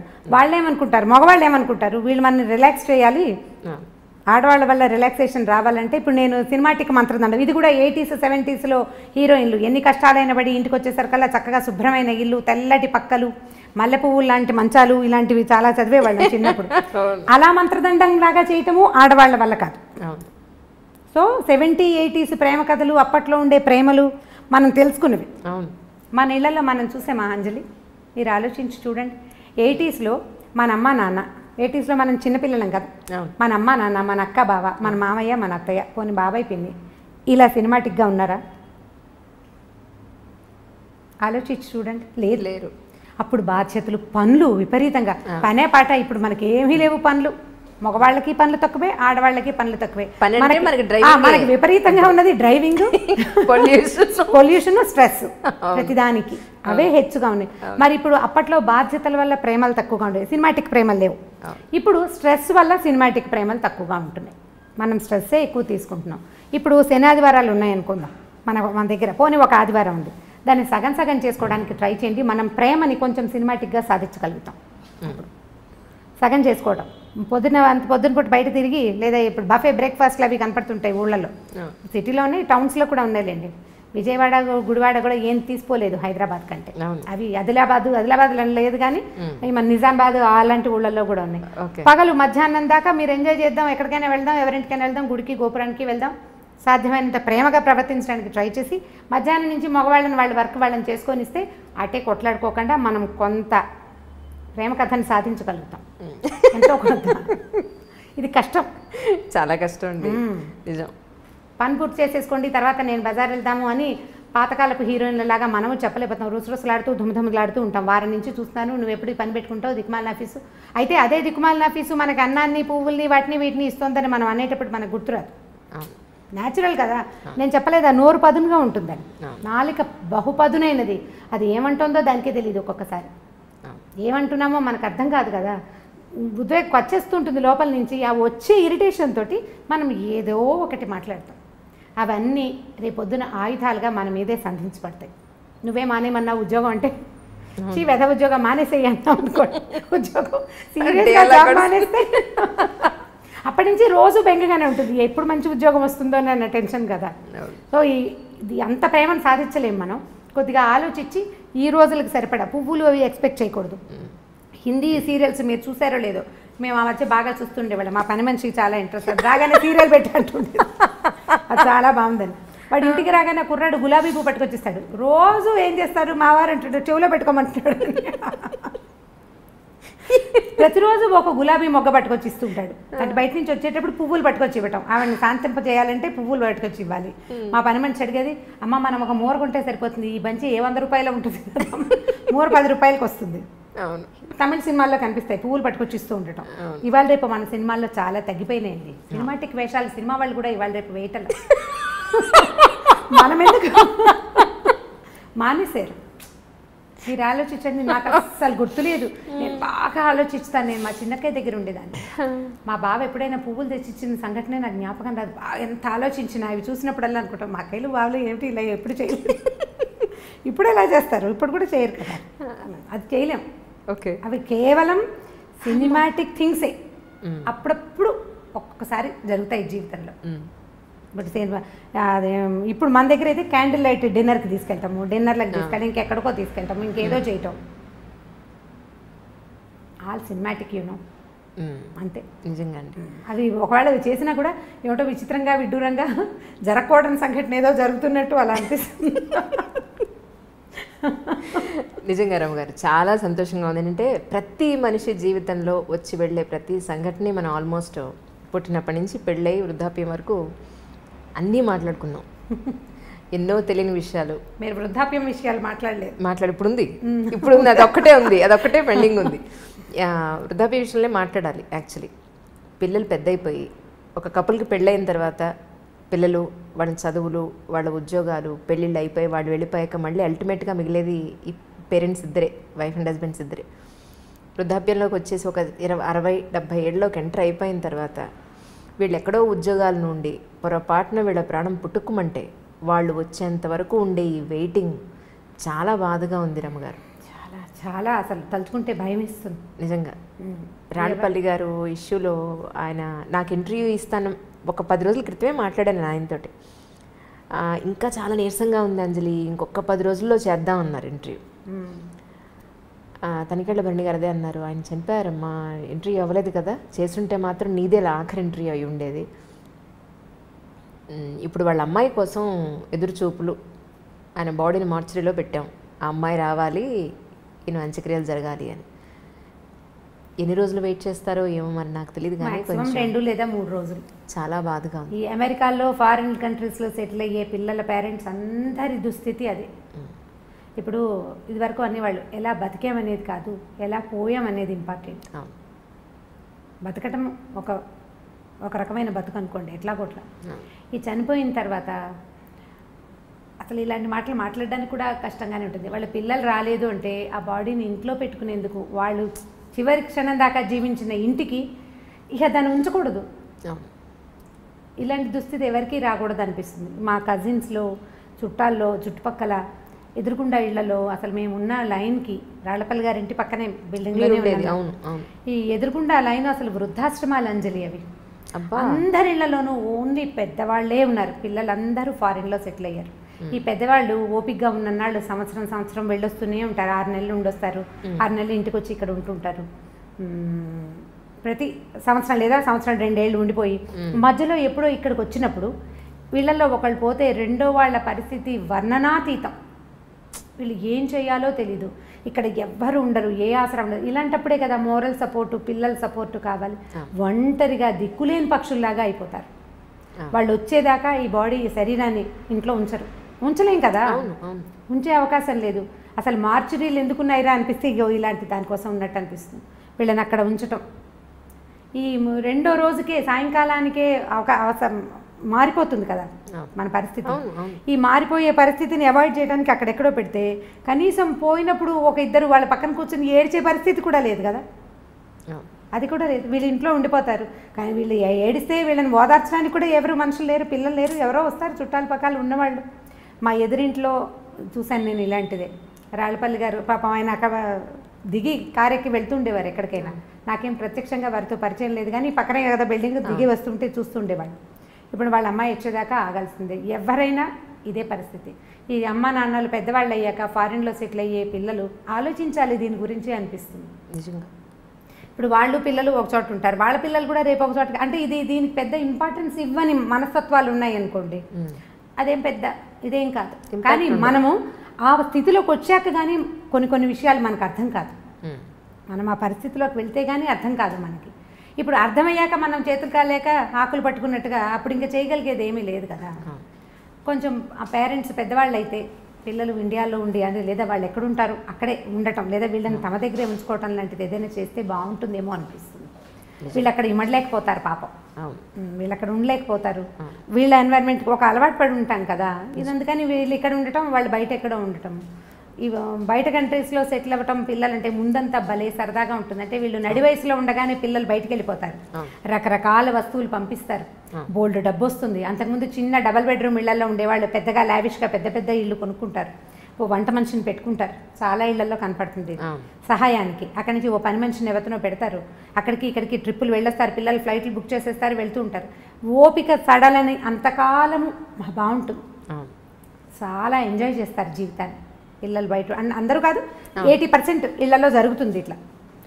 కొన్ని ఎక్సెంట్రీస్ ఏవో చిత్రమైన కేసులు జరుగుతాయి, అసలు పట్టించుకొని కొడుకులు ఉన్న వాళ్ళు కూడా కనిపిస్తుంటారు. కానీ లోక సహజంగా జరిగేది.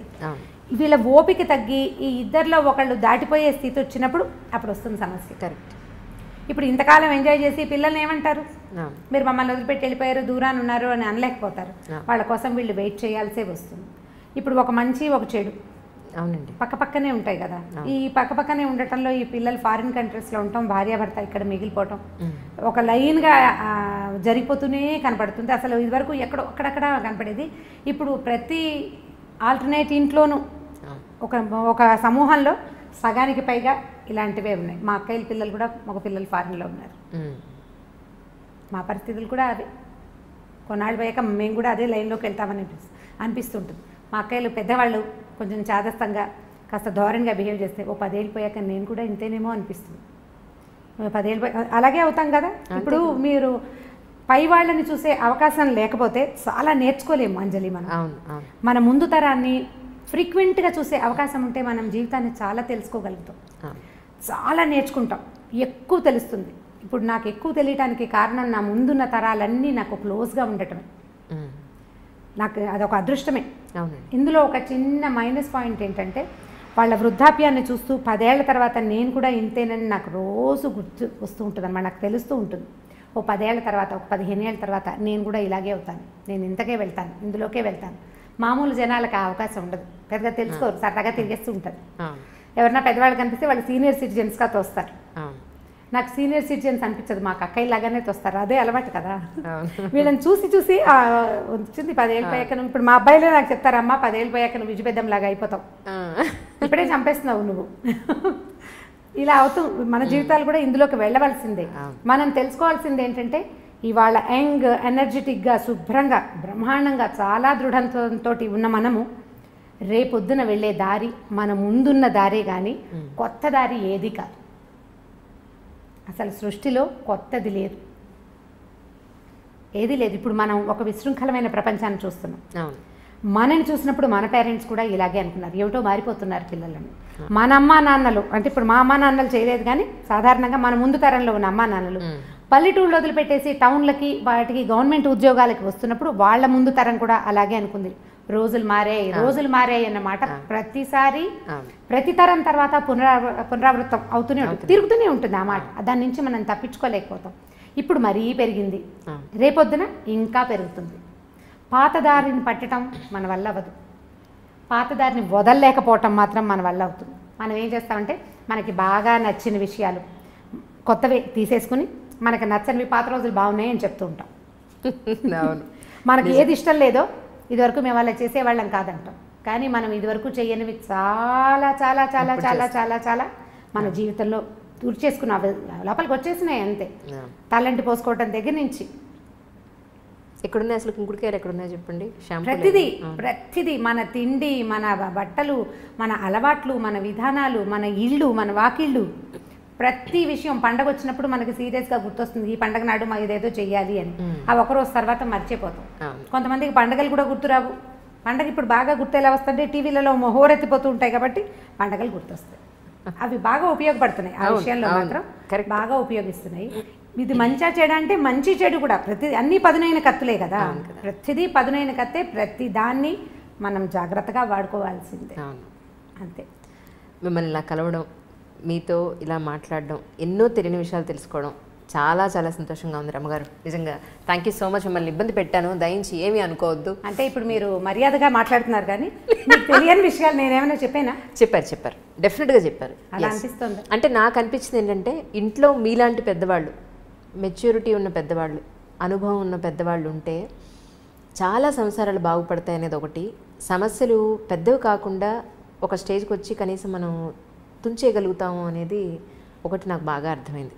ఉండాలి మీలాంటి వాళ్ళు, ఇంటికి ఒకళ్ళు ఉండాలి. అది మనస్ఫూర్తిగా కోరుకుంటున్నాను. చాలా సంతోషం మన కలవడం. థ్యాంక్ యూ అండి. Thank you so much once again. నమస్తే. అంటే ఐ డ్రీమ్ని ఎప్పుడు డ్రీమ్స్ కూడా చేయలేదు నేను, అనుకోలేదు, నాకు తెలీదు కూడా. ఒక 10-11 నెలల్లో నేను ఇలాంటి స్టేజ్కి వస్తానని నేను ఊహించలేదు. అంటే నేను లేట్ లతీఫ్ననే చెప్పాలి. చాలా పెద్ద వయసు వచ్చాక నాకు లైమ్ లైట్లోకి, అంటే ప్రజల్లోకి వెళ్ళే అవకాశం కుదిరింది నిజంగా. ఇప్పుడు ఒక సుమన్ టీవీ లేకపోతే వచ్చేదాన్నే కాదు నేను. అనుకోకుండా వాళ్ళు నన్ను తీసుకొచ్చారు. ఆ తర్వాత ప్రజల జీవితంలోకి నేను చాలా తేలిగ్గా వెళ్ళిపోయారు, చాలా తేలిగ్గా వెళ్ళిపోయారు. కథల్లో నుంచి వెళ్ళిపోయాను ఈజీగా. సో ఆ తర్వాత ఐ డ్రీమ్లోకి కూడా వచ్చేసాను అనుకోకుండా. చాలా థ్యాంక్ యూ. మీరు అసలు నన్ను పర్సనల్ ఇంటర్వ్యూ అనే పాయింటే నాకు నచ్చలేదు యాక్చువల్గా. అది నా దగ్గర తెలుసుకోవడానికి ఏమి లేదనిపించింది నాకు. బట్ మీరు నన్ను కన్విన్స్ చేశారు. నేను అదే క్వశ్చన్స్ తోటి. అవును అందుకే నేను అసలు ఒక్కడు కూడా పర్సనల్ క్వశ్చన్ వేయని కారణం కూడా. ఎందుకంటే మీరు అన్న మాట నాకు అర్థమైందంటే పనికొచ్చేది ఏదైనా చేయాలండి అని అన్నారు మీరు. ఎస్, నేను కూడా అదే పాయింట్కి కట్టుబడి అదే ఇప్పుడు అంటే మీరు చేసిన ఈ ఇంటర్వ్యూలో నేను చెప్పిన పాయింట్స్లో ఏవైనా, అంటే నేను చెప్పిన ఇవన్నీ నా సొంత అభిప్రాయాలే కదా, వీటిలలో ఏవైనా ఎవరికైనా ఒక్క 4 వాక్యాలైనా ఉపయోగపడితే నేను అదే చాలనుకుంటాను. ఇప్పుడు నేను చెప్పే కథల్లో కూడా నా ఉద్దేశం అదే. మనకు ఒక మంచి మాట, ఒక మంచి విషయం తెలుసు, 10 మందికి చెప్తాం, ఒకళ్ళకి యూజ్ అయినా చాలు. నేను చాలా నేర్చుకున్నానండి ఈరోజు. మీరు మాట్లాడిన ప్రతి దాంట్లో, ప్రతి నా క్వశ్చన్లో మీరు చెప్పిన ఆన్సర్ ప్రతిదీ ఆలోచిస్తూనే ఉన్నాను నేను ఇంకా. సో ఈ పాయింట్ ఆఫ్ వ్యూ నుంచి నేను చేయలేకపోయాను. సో ఈ పాయింట్ ఆఫ్ వ్యూ నుంచి నెక్స్ట్ టైం డెఫినెట్గా చేయాలి, ఇంప్లిమెంట్ చేస్తాను.